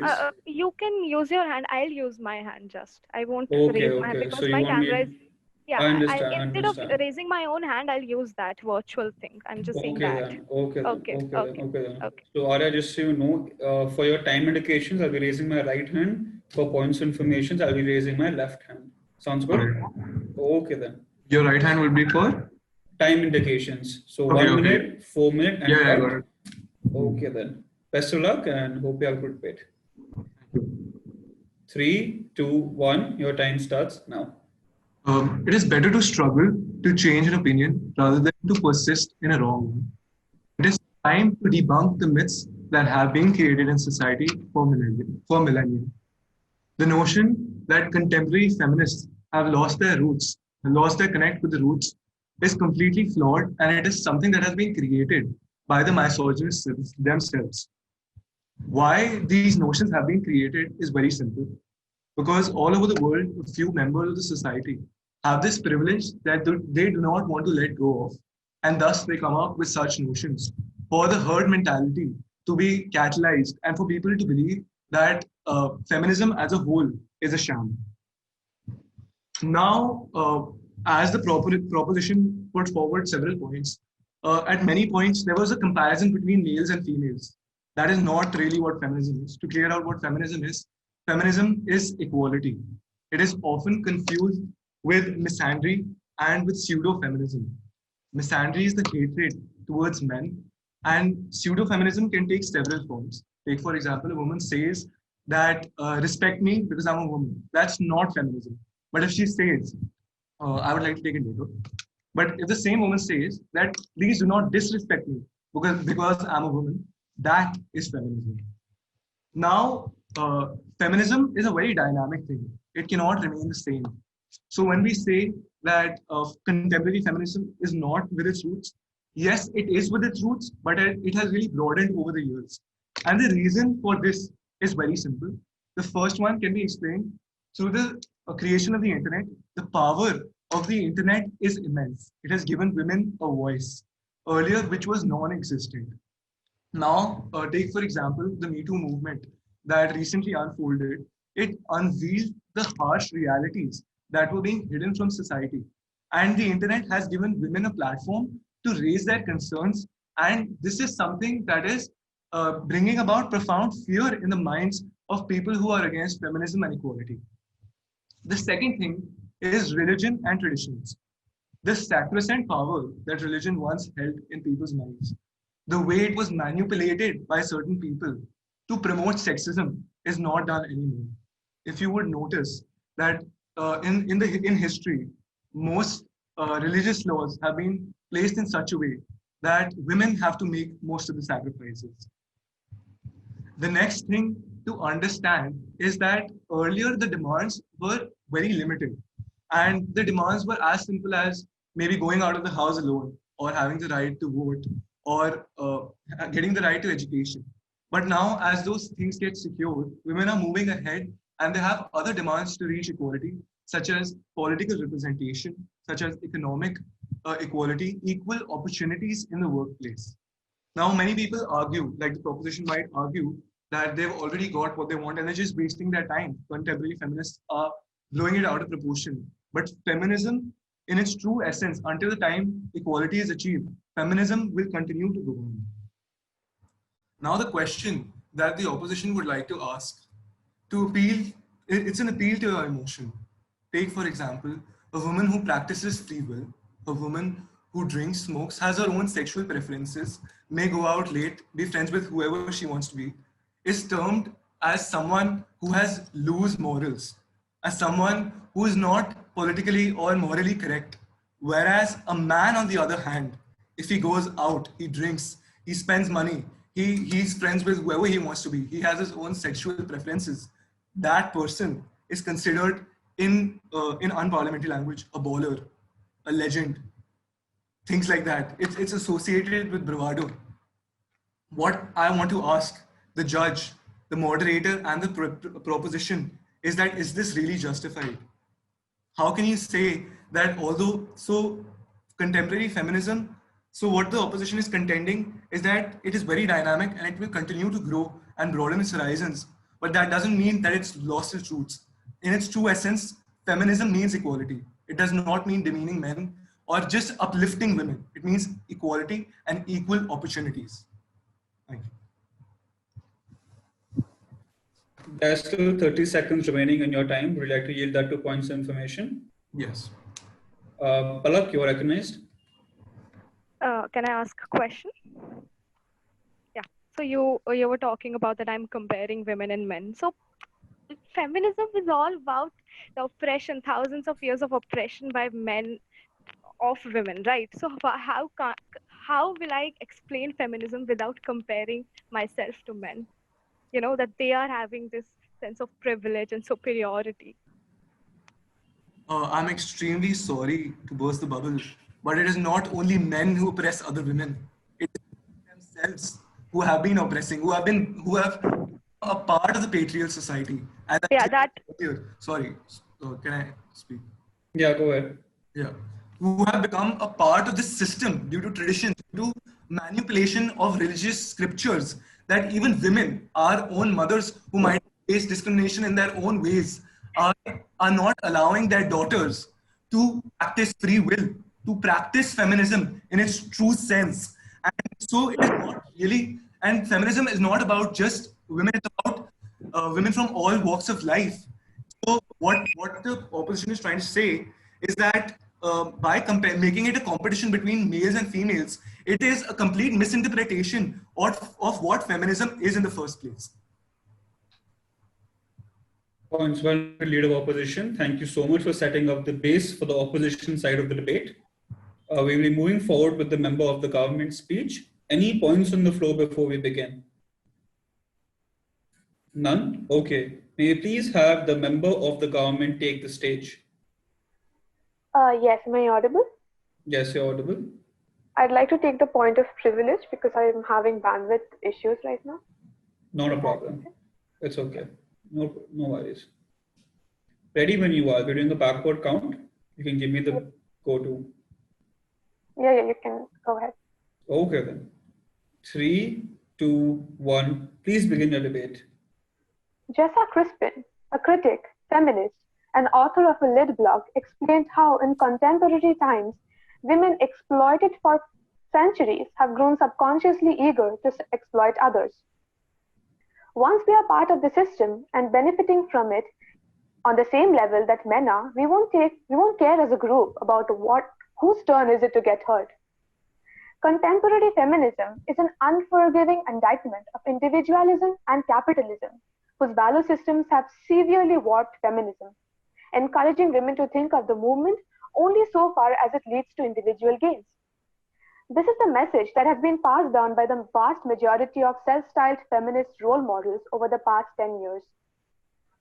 Simply buying one's way out of oppression and then perpetuating it goes directly against the very notion of feminism.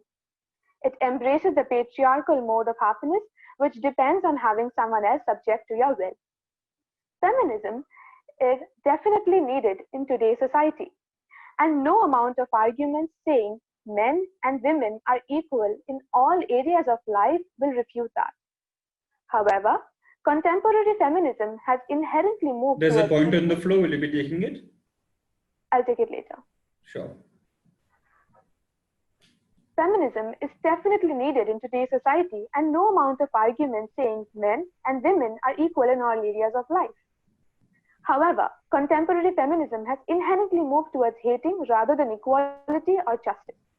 Let's take the Me Too movement into consideration that our opponent mentioned. It is a social movement against sexual abuse and sexual harassment, where people publicize allegations of sex crimes committed by prominent or powerful men. However, the very downfall of this feminist movement was the lack of fact checking before turning in the accusers. 10 to 15% of rape allegations cited are determined to be fake after a thorough investigation.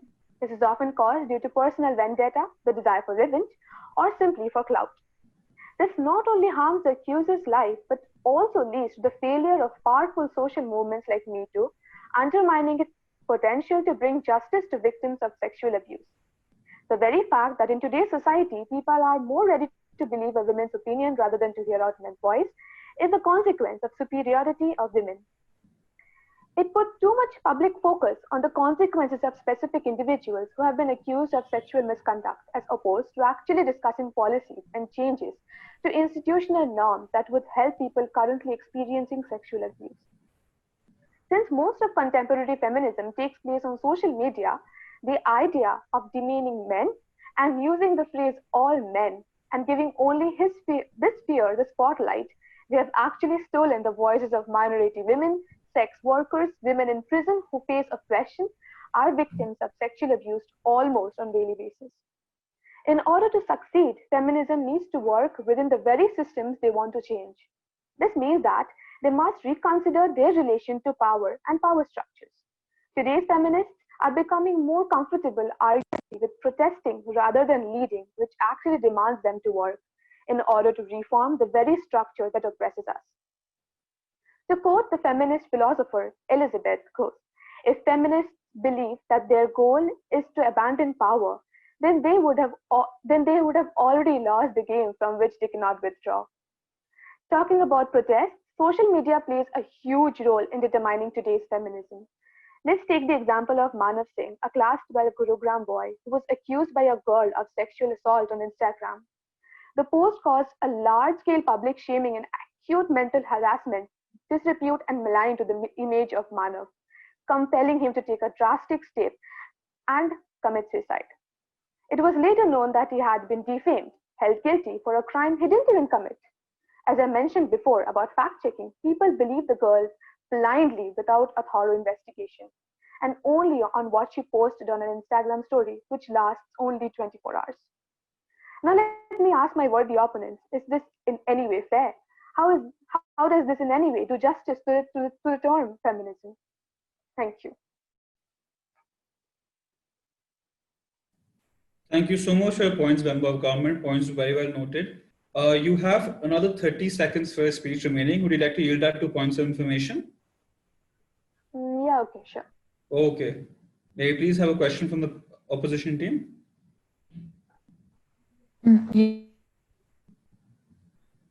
Yes. Pradyum, go Okay. ahead. Yeah. Okay. So the member of government, you talked about how women are actually politicizing their issues and are actually defaming other men and being superior to them. Do you realize that, as you say, the superiority the women have attained now, this superiority has also been attained after 1,000-year-old struggle, and also that this is not a superiority where men are always paid higher and are at senior positions and are not even considered, and women are not even considered to be higher than men. Is this what you call a superiority in a modern society, that women are not given the positions that they deserve by their education skills, that they are not given the money that they deserve? Please summarize. Yes, that was the question. Okay. Ayushi, you have 30 seconds to answer that. Your time starts now. You mentioned that I mentioned superiority of women, which means in our society, I'm not talking about the wage gap. And if you actually look into it, the wage gap is actually a myth. When a person, when a man or a woman, irrespective of their gender, if they contributed to a particular work as wholeheartedly as possible, they will get paid equally. And About the rape allegations part, obviously feminism is still needed. Feminism is still needed to. Can I summarize a bit? Sure. Okay, cool. Yeah, you wanted to summarize? No, that's okay. I'm fine. Okay. Thank you so much for your debate. Thank you so much for your points. May we please have the leader of the opposition, member of the opposition for this speech. Are there any points on the floor before that? None? Okay.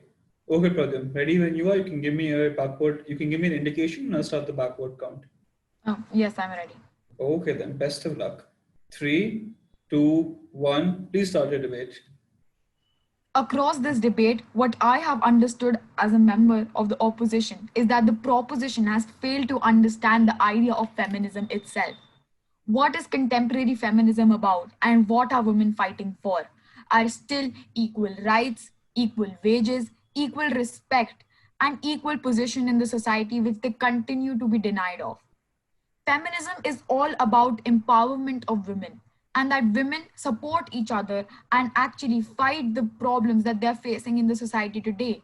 The problems that include that women are denied the positions that they deserve, that women are still not represented on the political spectrum as we know, that we still see that in a country like United States of America, even after 240 years of independence, has failed to have a women president. Feminism has become about empowerment of not only women but of different communities of the LGBTQ community, and especially the women that are coming from lower classes or that are of color. These women that have in past been subjugated by not only them being women but also of them being of a inferior race or an inferior class has affected them, and feminism is actually helping these women come up in different positions across the world and helping them show their own voice. Feminism has also helped people on the internet itself to tell people to accept themselves as they are and has helped achieve a bodily autonomy.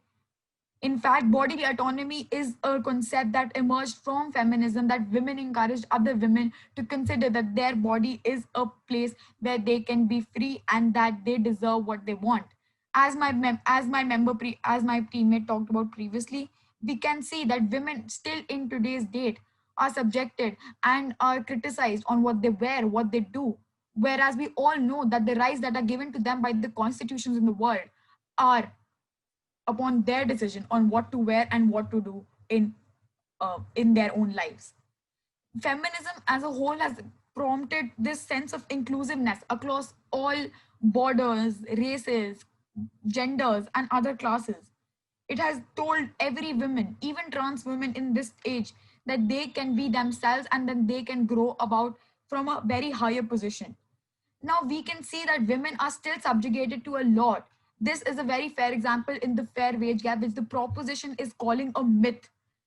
May I remind you that the United Kingdom's Office of National Statistics and Human Capital estimates in 2018 reported that women earned 3,800 pounds in their entire lifetimes compared to men who earn 640, 300,000 pounds. Now, this is a huge gap, which it will take around 202 years to fill, estimated by the World Economic Forum, which says that for every dollar a man earns, a woman only earns 54 cents. These reports have also claimed that women who are of the same position, who have attained master's and PhD degrees in the same fields as men, are not being given the positions that they deserve and are earning less. Why is this happening? Even in countries with equal remuneration acts, women are not given the money that they deserve. You talked about how how the fake cases are reported and how the sexual assaults against men are not even reported. Let me tell you that the crime rate against women is on a constant rise, even in today's world where women have fought for these rights after such long time. They have fought for the right to vote, they have fought for the right to be protected. And crime against women in our own country, India, has increased by a margin of 7.3% from 2018 to 2019. I would like to ask you, how are women in superior in this sense, where crimes, sexual assaults, rapes, and other miserable things are happening to them on a daily basis? Feminism is not only about bringing equality, It is actually fighting the social causes that are present in our society. Feminism, the contemporary feminists that are true feminists and are not publicizing pseudo-feminism or misandry, are actually fighting to end pseudo-feminism, toxic masculinity, and pseudo-feminism. Feminism is not an issue for the women just that it is concerned about. It's an issue for men as well. It is to prove that both the genders are equal and that both deserve equal chances. In this day where we see thousands of men taking part in feminist movement, we see how it has helped both the genders to achieve equality on the same scale, and that no gender is impoverished. Whether we see that women are being so-called feminists, are taking places where they don't deserve, or has my time elapsed? Yeah, okay, I'm just wrapping up. Whereas we see that women are taking and are speaking on rights which they do not deserve, is just pseudo-feminism, is not feminism. Thank you. Thank you so much for cementing your position and taking forward the debate. That was a lovely speech. Thank you for putting forward your points well noted. May we please have the LO with the first rebuttal. This is a 4-minute speech. I'll be giving you a time indication to start. Any points on the floor before we start? None? Okay then. 3, 2, 1. Please begin your debate.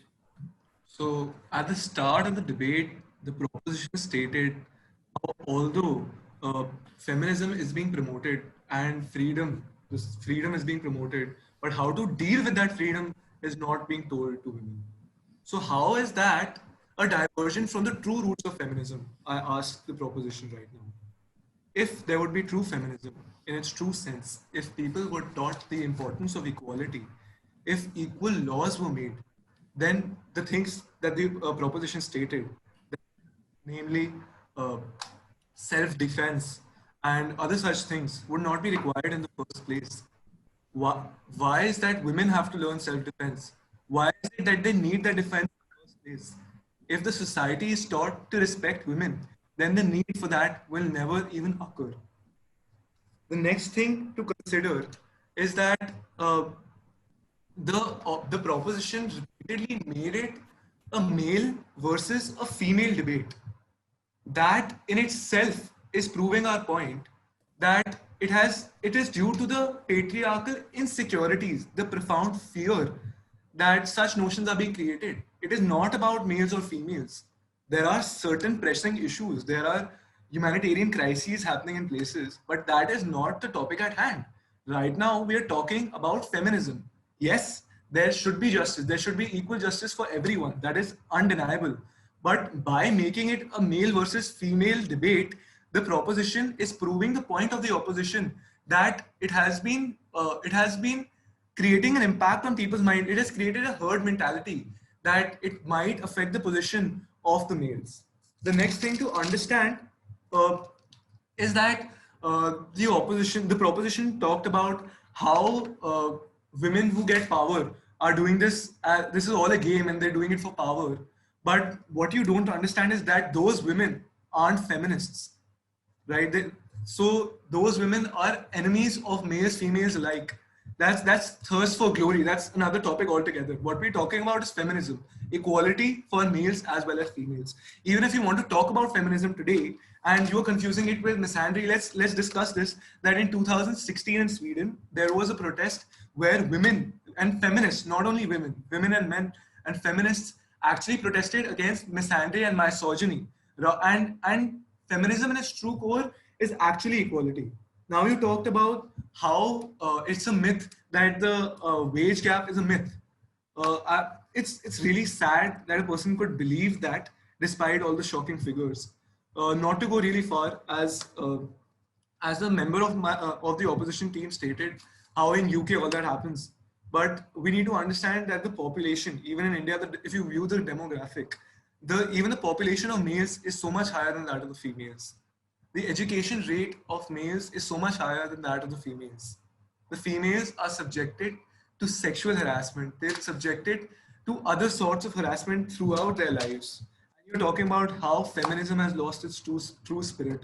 It is just feminism. We cannot emphasize this enough. Feminism is just a call for equality for males as well as females.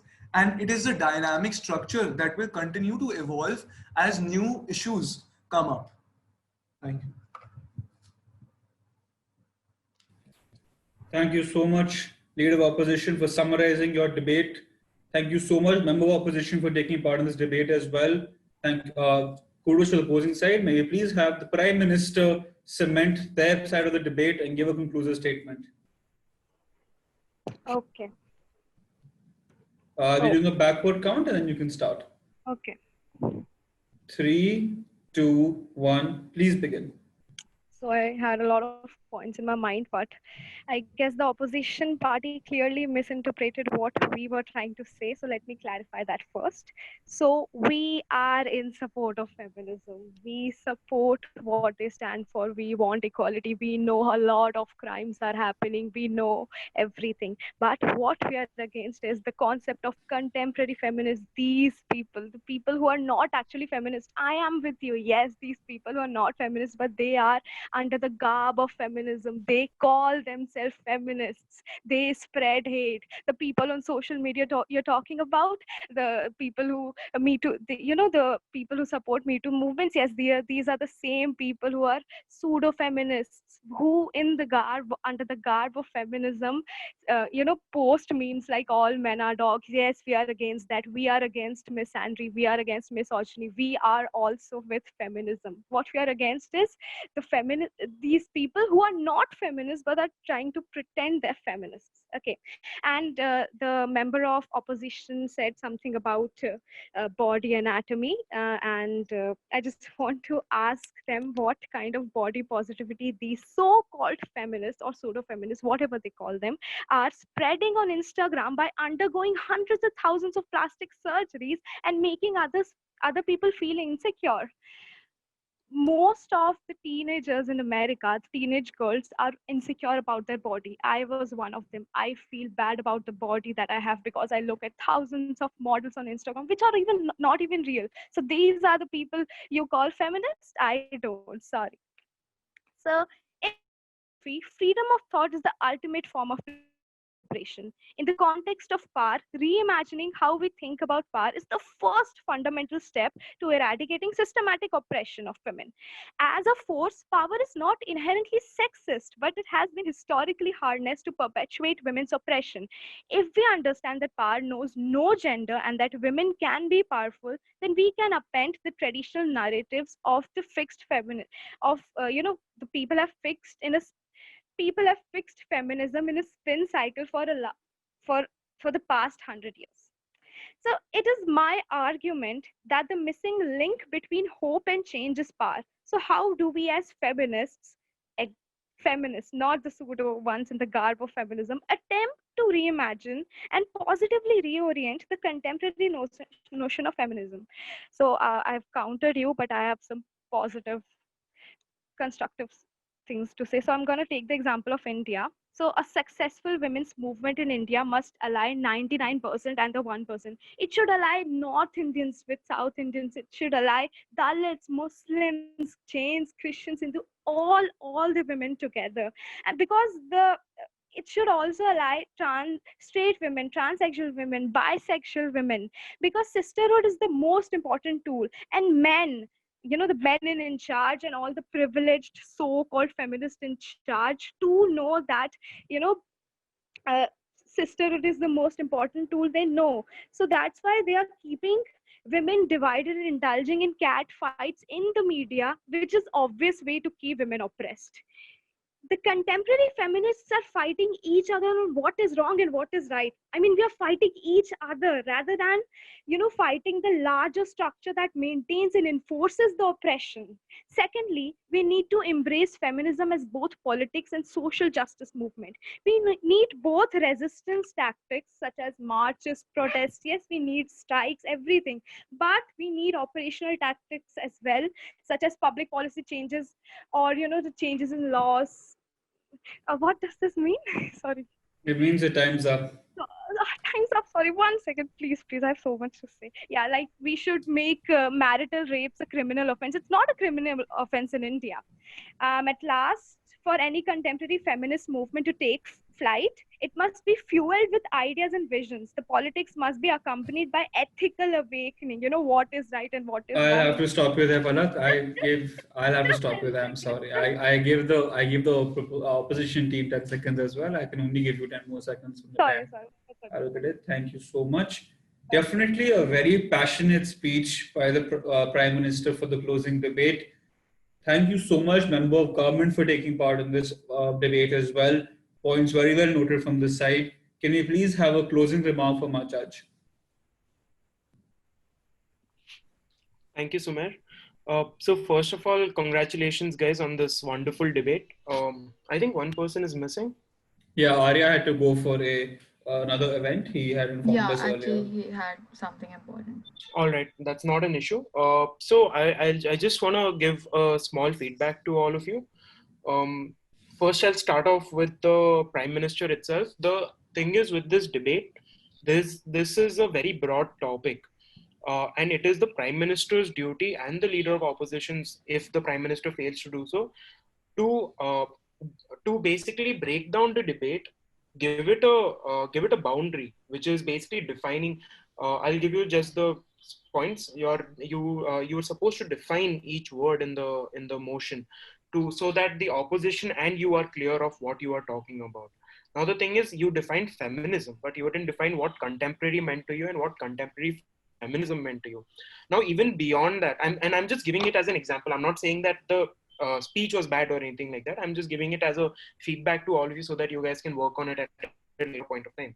So second thing is that even after defining the motion, you also have to define as to what subject you're like, where are you talking about, like in terms of say you want to restrict it to a geographical area, you want to restrict it to a particular age group, because again, the examples that were coming out for all of you, not just the Prime Minister, for all of you, the thing was, you guys were giving a very umbrella analogy in terms of saying that women are being oppressed, or women are facing such discrimination. What you have to rather do is give certain situations and certain examples to be able to put forth your point like that. Because the thing is, the analogy that you are giving, which is a blanket analogy, what happens is it becomes more of like a personal opinion, where I am, suppose say I'm having a conversation with my friend where I'm just like, yeah dude, the women are not having equal pay, but I don't have any points to support it. I don't have any examples that this saying that my friend and my friend itself didn't have that particular opportunity or something like that. So it is important for you to dumb it down and pin it exactly what you're talking about, and not just talk about it in a wholesome manner. And this is for everyone. For PM, yes, your definition wasn't there. You have to have the you have to define the whole motion. Even for the leader of opposition, if the Prime Minister wasn't able to do it, the leader of opposition is not there. Maybe his teammate can give it to him. He should have at least defined what contemporary feminism was for him, even before he went to his argument. Otherwise, great debate, but please make sure that whenever you're giving an analogy, whenever you're giving an example, take instances. Don't just give a blanket analogy or blanket example. That helps you in strengthening your argument better. Thank you so much. Thank you so much. And so to end with, Sumer had mentioned about my venture in the beginning, and I just want to share that I'm trying to basically build a community where I want to help early voters understand what their duty is towards their country, and in terms of staying aware of what they need to be aware of. And that is why I've created an Instagram page as well, where I'm trying to build a community of young voters who can have discussions and debates through that page itself. So I'll be sharing the link on the chat. If you guys are interested, please do check it out, and you can give it a follow if you'd like the page. I'll just put it here, one second. So just by following the page, we'll be the part of the community. Yeah, so it's just a start as of now. So I'm currently, it's been about a month. So I'm building on the community as of now. Can you send it on WhatsApp? Sure. Add it on the group or something, right? Yeah, Palak is already in the group. Palak was posted in the group this morning. You can have a look. Yes, I'll have a look. If you don't find it, drop me a message. I'll connect you with Rohit. Okay. All right. Thank you. Thank you so much. Thank you all for joining us this evening. Results will be out Friday night. Keep an eye on the group. Thank you all so much. Okay, thank you. Bye. Bye.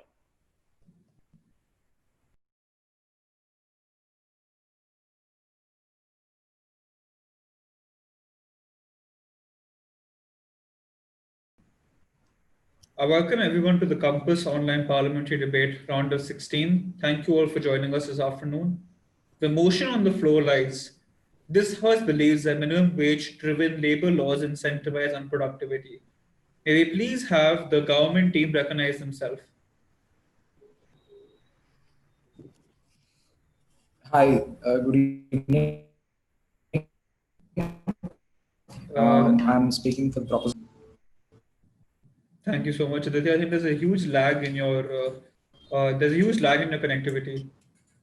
Hold on, I'll go to a different place. Sure. Yeah, are you able to hear me? Yes. I'm able to hear you, Rohan. Thank you so much for joining us this evening. May we please have the leader of opposition recognize themselves? Yeah, I'm here. Okay, thank you so much for joining us. May we please have the member of the opposition recognize himself? Yeah, am I audible? Yes, there's a bit of a lag, but okay then. Thank you so much for joining us, Aditya.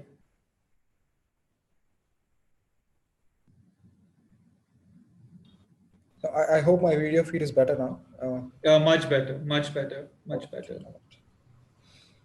Okay, all. Before we start the debate, I just want to introduce you to the new format we're following. We'll be having a 5-minute constructive and a 4-minute rebuttal speech.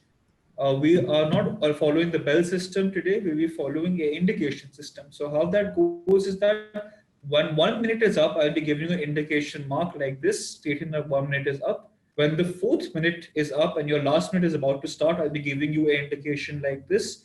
When your time is over, I'll be giving you an indication like this, and I'll be giving you 10 seconds to summarize your debate afterwards.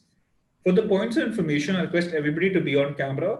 We'll be having a simple raising of the hand physically, not digitally this time. So you'll be required to raise your hand if you have a point of information. The debater has a choice of either taking it or not debating it or not taking it. I request the debater to please recognize that there's a POI. So state that you're taking it or not. Otherwise, I will have to interrupt you and mention that there's a point on the floor. If you are recognized for your point of information, you have 15 seconds to put forward a point. Do not present an argument during this time, present a summarized question. The 15 seconds are not included in the debater's speech. Your debater's speech will be paused for that time. The minute you resume your speech, your time will again resume. So that is about the points of information and the format of the debate. Any questions regarding this? There will be no bells this time, as I thought that would actually interrupt the flow of the speech.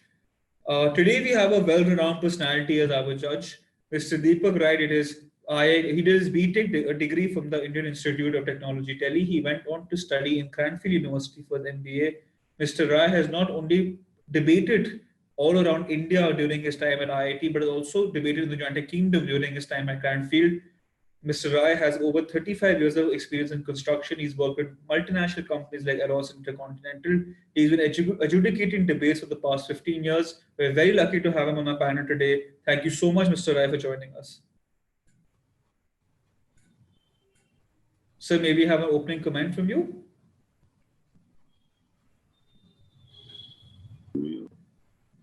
One second, sir. I think you're muted. Okay. Yes, sir. Can you hear me? Yes, sir, we can hear you. Yeah, I think at the onstage, I'd like to see, I like the background you guys have on your Zoom. So I guess you all having a good time wherever you are. I like what's happening with COVID, and nice to see you guys smile also. So just go for it, guys. I think it's an interesting topic, and let's see what you can come up with. And best of luck, and let's get on with it. Thank you so much, sir.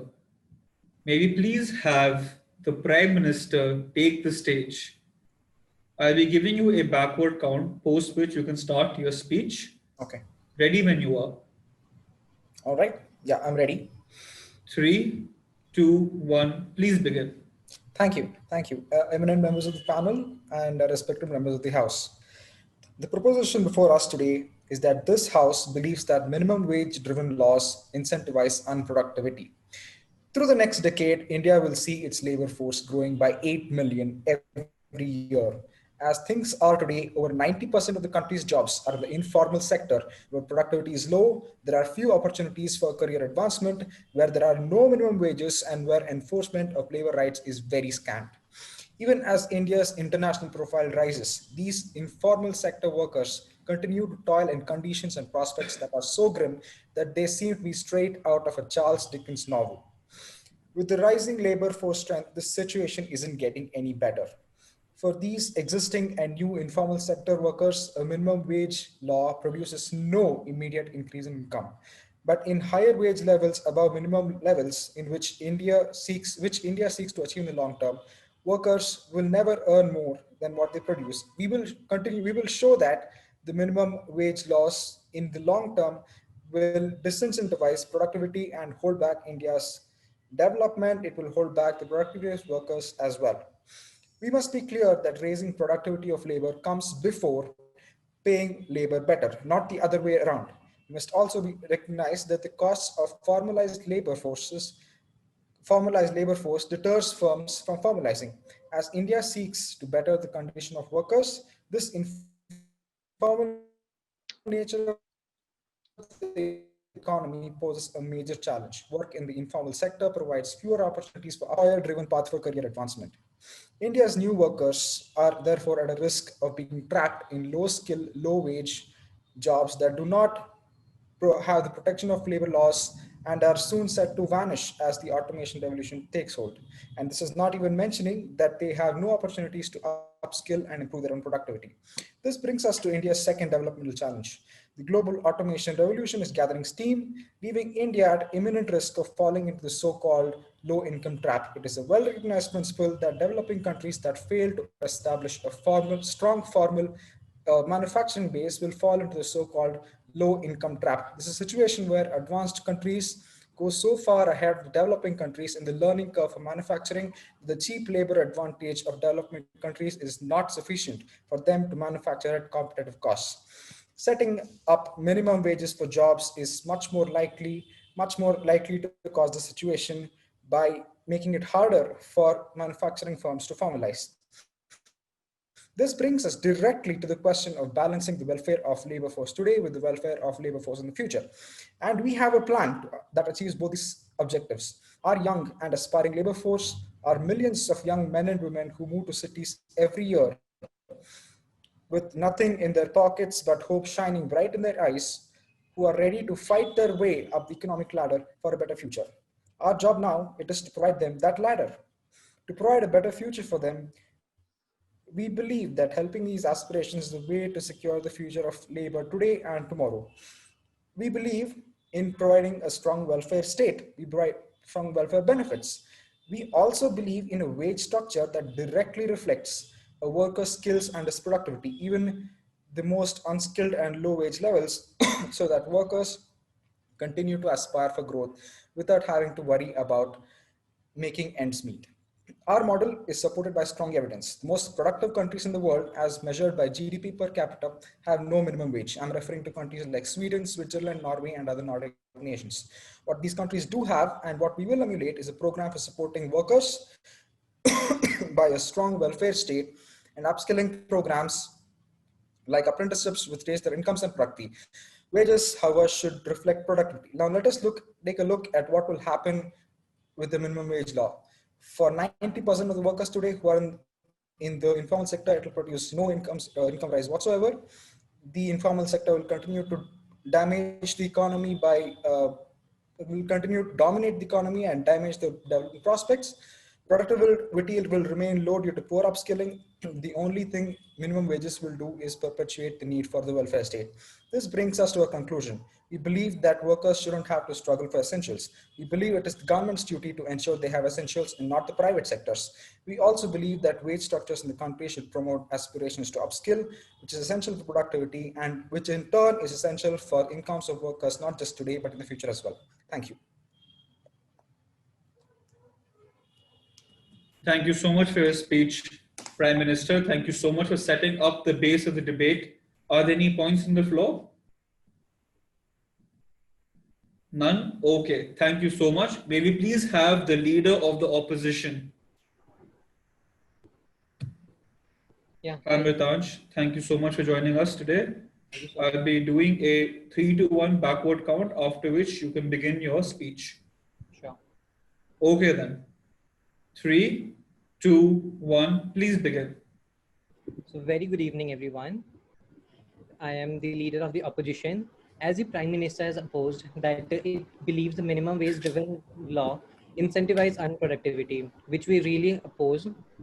Basically, Minimum Wage Act is it was launched in 1948, and it is an act of parliament concerning India labor law that sets the minimum wage that must be paid to skilled and unskilled laborers. The minimum amount of remuneration that an employer is required to to pay wages earners for the work performed during a given period, which cannot be reduced by the collective agreement or an individual contract. The purpose of minimum wages is to protect workers against unduly low pay. They help ensure a just and equitable share of of progress to all, and a minimum living wage to all who are employed and in need of such protection. Minimum wages can also be one element of a policy to overcome poverty and reduce inequality, including those between men and women, by promoting the right to equal remuneration for work of equal value.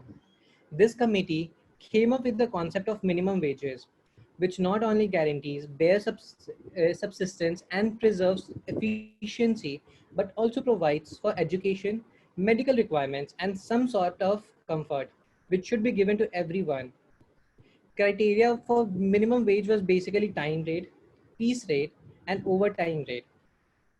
The Indian Constitution has also defined a living wage that is level of income for a worker, which will ensure a basic standard of living, including good health, dignity, comfort, education, and provide for any contingency. However, to keep in mind an industry's capacity to pay, the Constitution has defined a fair wage. The act is legally non-binding but statutory, which is basically not prescribed. Fair wage is that level of wage that not just maintains a level of employment but seeks to increase it, keeping in perspective the industry's capacity to pay. Wages boards are set up to review the industry's capacity to pay and fix minimum wages, such as they at least cover a family of force with the requirements of calories, shelter, clothing, education, medical assistance, and entertainment. The minimum wage law generally specifies minimum wages rates on per and extends to entire country and is revised within a period of not less than 5 periods. And by this, I mean that there is a provision to increase dearness allowance every 2 years. The norm is fixing and revision of minimum wages were first recommended by ILC in 1957. Revision of minimum wages rated is based on a cost of living index, and wages can be fixed for an entire state, part of the state, class or classes, and employments pertaining to these categories. The fixation of the wages is based on the norms mentioned in Wage Board, different for different industries. As per Section 5 of Minimum Wage Act 1948, there are two ways of fixing or revising minimum wages. The very first one is committee method. Committees and subcommittees are set up to make recommendations or create inquiries. Notification method. The government publishes proposals and an official date in the official gazette. All voices and recommendations from various committees and subcommittees as well as representations are collected before this specialized official date, and the government then proceeds to fix or revise minimum wages. Offenses and penalties is also there. Based by saying this, I mean that if there is any violation of the act in regard to minimum wage, working hours, and other comes under the central act as offenses, and there is a penalties of 5 years imprisonment and fine of rupees 10,000, which is under the section of act number 22. Thank you.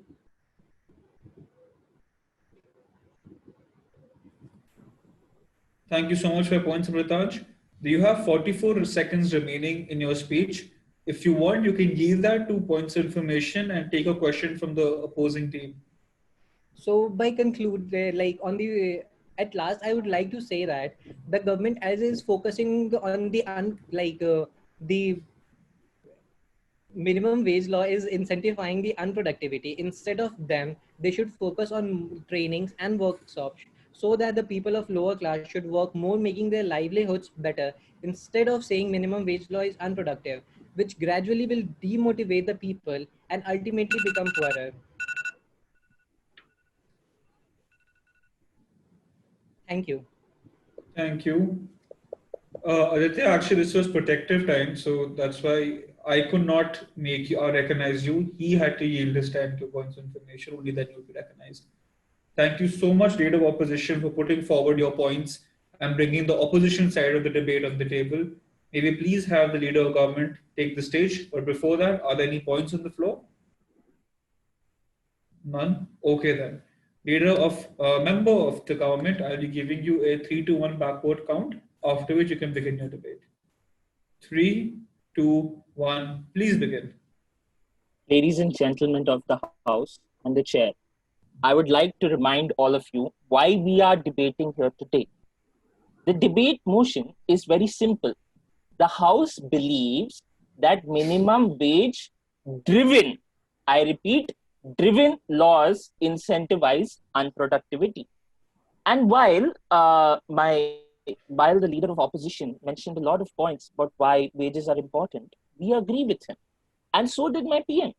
He did say that wages are important. We are not ignoring the importance of wages.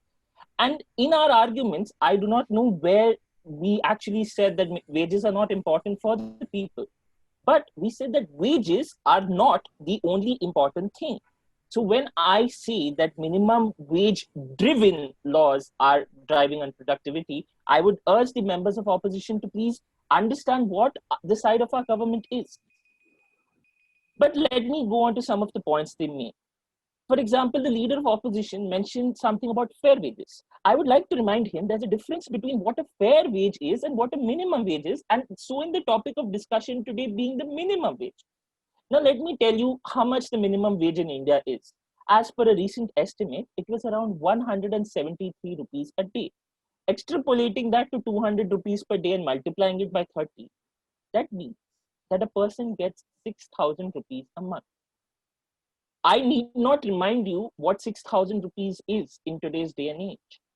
Now, I would like to ask the members of the opposition, is 6,000 rupees today something that can give people dignity, medical requirements, right to equality, all these things? Or will they, as my PM mentioned, is India in slowly moving towards that lower income debt trap? We are in a position right now where India is in a highly informalized economy. There are labor laws, but as he said, if we do try and raise the minimum wage, who is it affecting? People are already earning above this minimum wage. Minimum wage is for the people who are engaged in manual labor and in jobs which have scant dignity. So I'm saying, are you going to focus on trying to raise the wage a little more? Because let's face it, we have a fiscal burden. We don't have tons of money to suddenly double the minimum wage. Or should we drive laws which look at not only the minimum wage, but the workers' condition? As the leader of opposition said, dearness allowance, medical benefits, leave, are these not topics of importance? Or should we just, as the motion suggests, minimum wage driven labor laws? And that is where our government's position is, that we support the skilling of workers. We support that workers actually, there is an environment created where there are jobs for people to actually come up and earn more. The minimum wage is something which we agree is required, but we feel that the focus of it for drafting labor laws is now a redundant concept. We need to focus on how, one, we increase the productivity of our labor force, wherein India is not looked at as only an agrarian economy, but a manufacturing hub, a services hub, a hub of innovation. Let me take an example of a teacher who earns a government salary of 12,000 rupees, which is twice the minimum wage as I just specified. That teacher works for 8 hours a day. she takes home a salary. She has to not only work and stand on her feet for 8 hours a day, but she also has to correct papers after school. And she is not afforded the leave. Leave might be there on her payroll, but can she take her leave? No.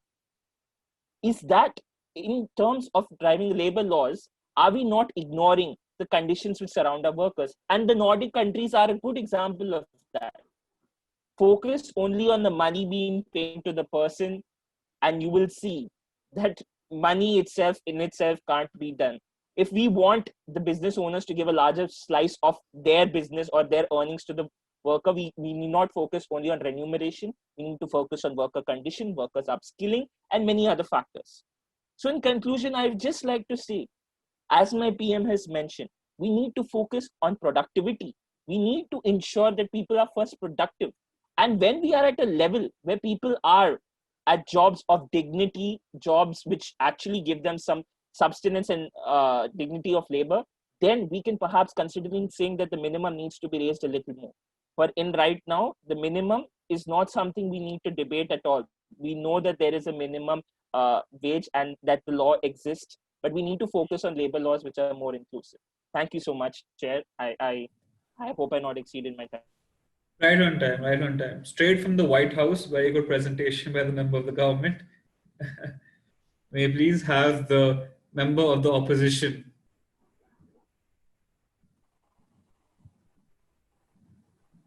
Hi, am I audible?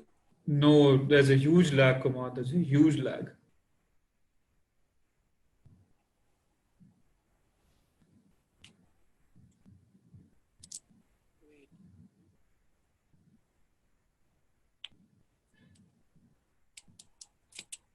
Now?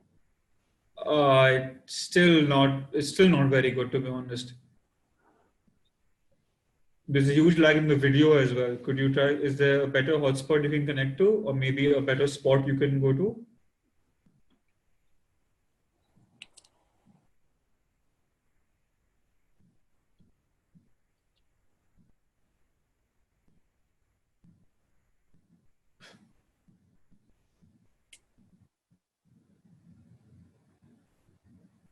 Is this okay? Yeah, this is actually much better. This is much better. Yes, this will be good. You ready for your speech? Yes. Okay then, Kumar. 3, 2, 1. Please begin. Good morning to everyone. Good evening to everyone present here. I am Kumar Aditya, the member of the opposition, and I totally disagree to what our government has just proposed.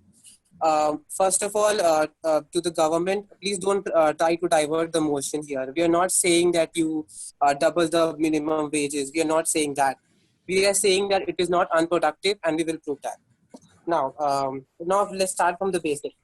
Minimum wages, in the first place, was established to stabilize the economy, okay, and ensuring that all workers were at least able to afford the living necessities.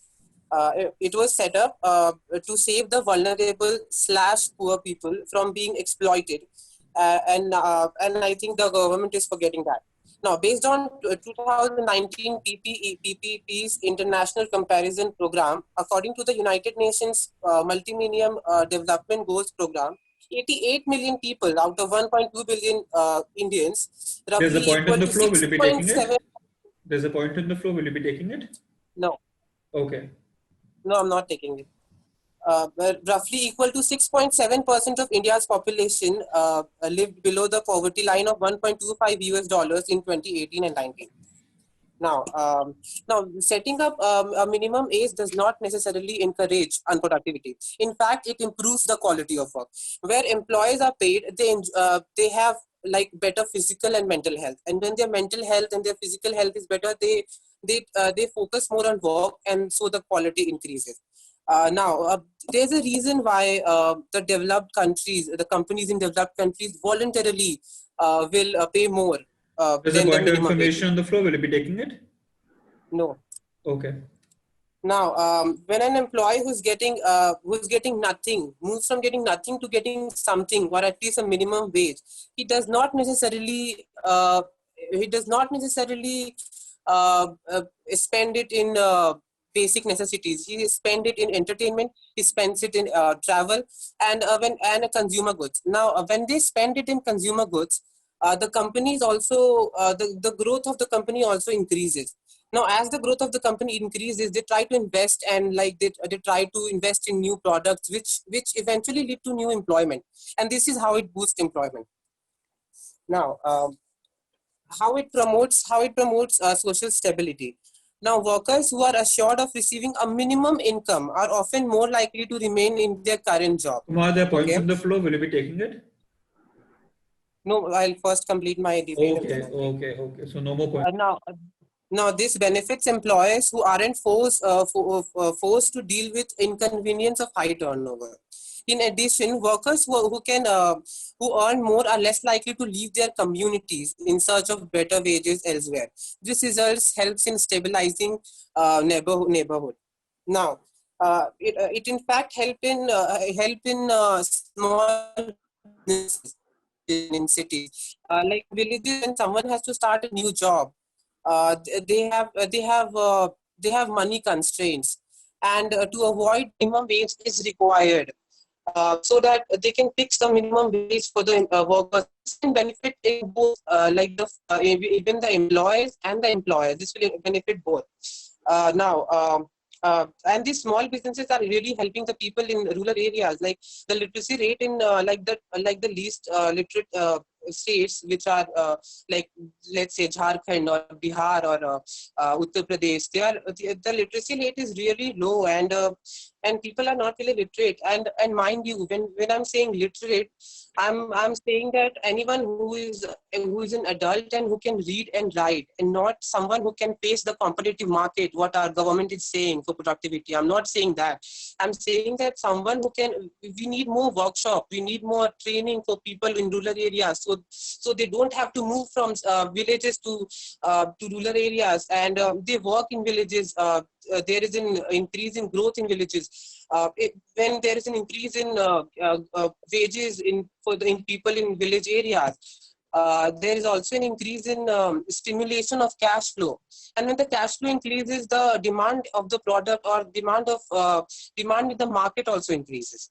So what I'm trying to say here is, I would, in conclusion, I would like to say to the government that please don't try to focus on things which are not really important, and try to focus on things which are really important right now, like this unemployment rate after the pandemic. You should focus on that and not on this topic, which is unnecessary. Like, how can you be so ignorant? Like, there are so many people who are below the poverty line, and what about the plight of those people? Thank you. Thank you so much. Thank you so much for your presentation. Member of the opposition, member of the government, very well put. May I please have the LO for the first rebuttal?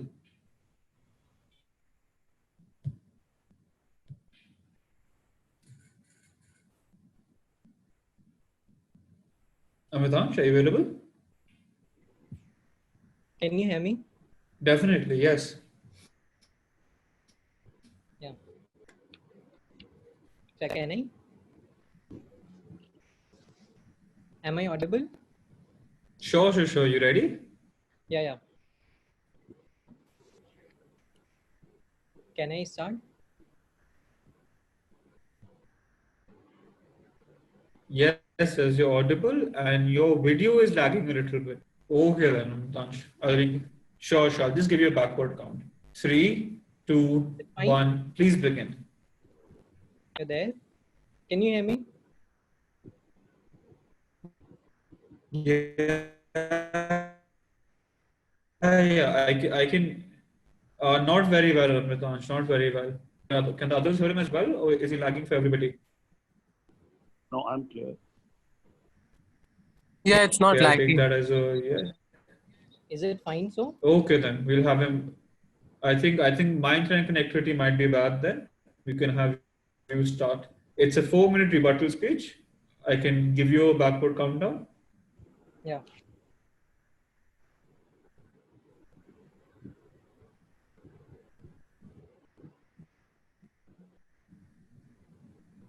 1. Please start the rebuttal. So as the Home Minister said, they should majorly focus on productivity instead of focusing on minimum wage law. Well, taking that point, if I take there are many things which should be focused more instead of this thing. But talking to that thing, as he has said that minimum wages is redundant in the present era. But talking about the poverty level which we are in India facing is basically 68.8%, and 70% of the India is rural. And rural areas basically have very less productivity, very less employment rates, very less literacy rates, which basically will lead to unemployment of like unskilled laborers or be it skilled laborers. Taking that thing into consideration, and then the minimum wage law is basically providing an amount of rupees 176 per day for working in 8 hours per day. So that, and if we take into consideration that the people earning in India as a people like earn 100 around 150 rupees per day in India, and merely like there are also people over 30% of the people who just earns 92.5 or barely taking 93 rupees per day. But if we are taking consideration of minimum wage law, which provides 176 per day for working 8 hours a day, which is approximately doubles for the people who are working under 100 rupees, and that also is under the like how can and as the uh,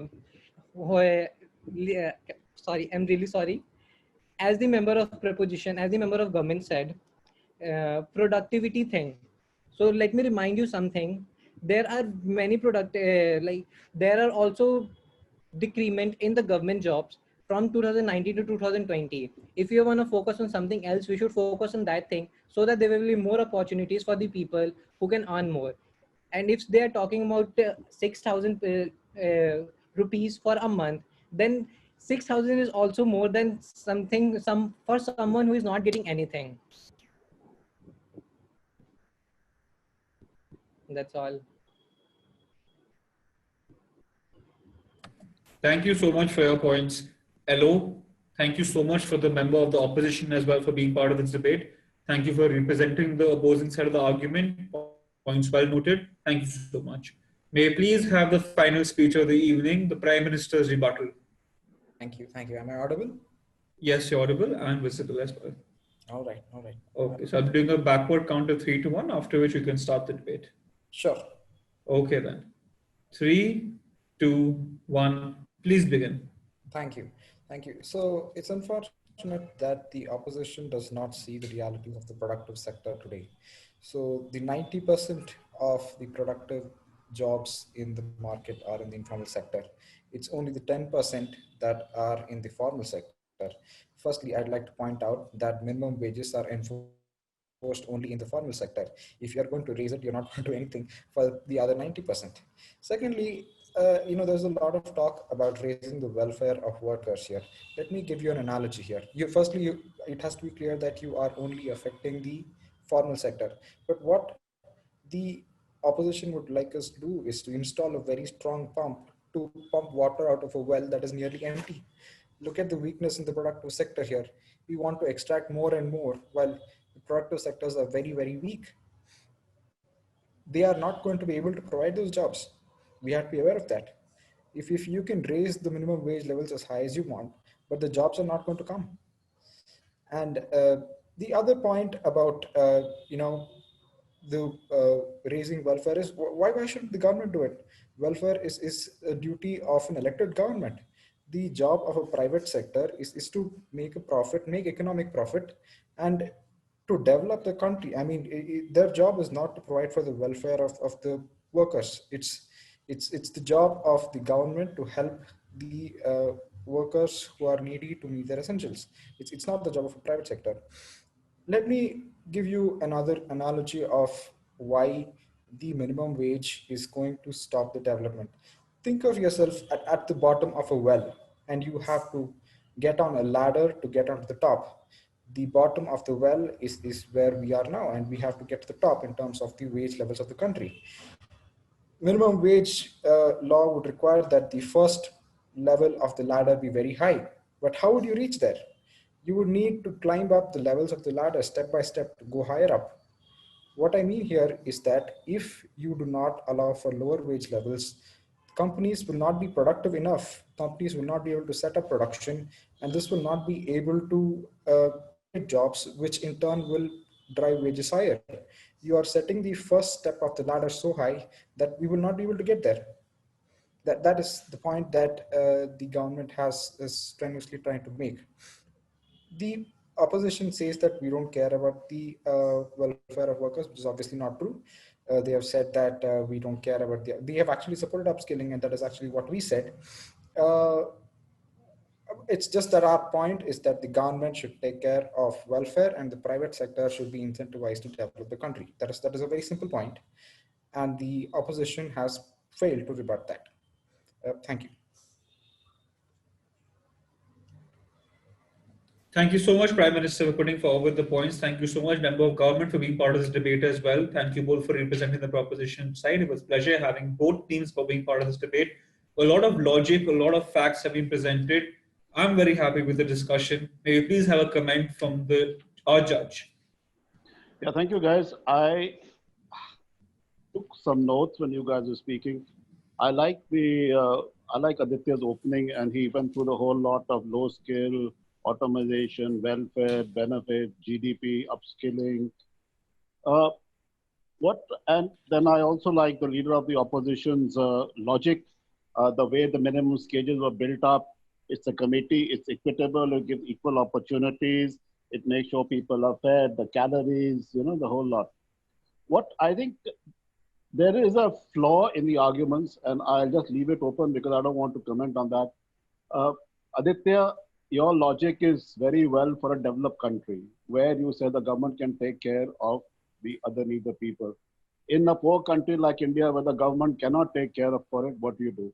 You have the classic concept of Maslow's hierarchy of needs, which I think should have been mentioned by the opposition, saying that the first rung, like you mentioned, of the pump is to fill the stomach. If he doesn't get the minimum wage, 100 rupees a day to fill the stomach, how will he work? So this concept of the minimum wages, if you link it to the Maslow's hierarchy of needs and say that the minimum wage, all it does, because what was built up by Amitansh was the fact that the minimum wages are not arbitrary. Minimum wages increments are linked to the cost of living index. So it is basically the first two steps of Maslow's hierarchy of needs, where you feed the guy's stomach to take care of his body and soul, and only then he can work. So maybe that point should have been taken care of.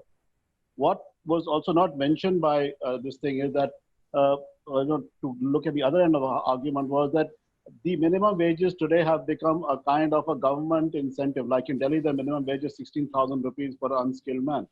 So they use it to get votes. So the minimum wage laws have been misused, which I think should have been mentioned and would have been a counter arguments for that. And I think both sides were looking at upskilling and rebuttals of the whole thing, but there was a lot of both sides agreed that the minimum wage is needed. But you said you need a minimum wages, it won't create jobs.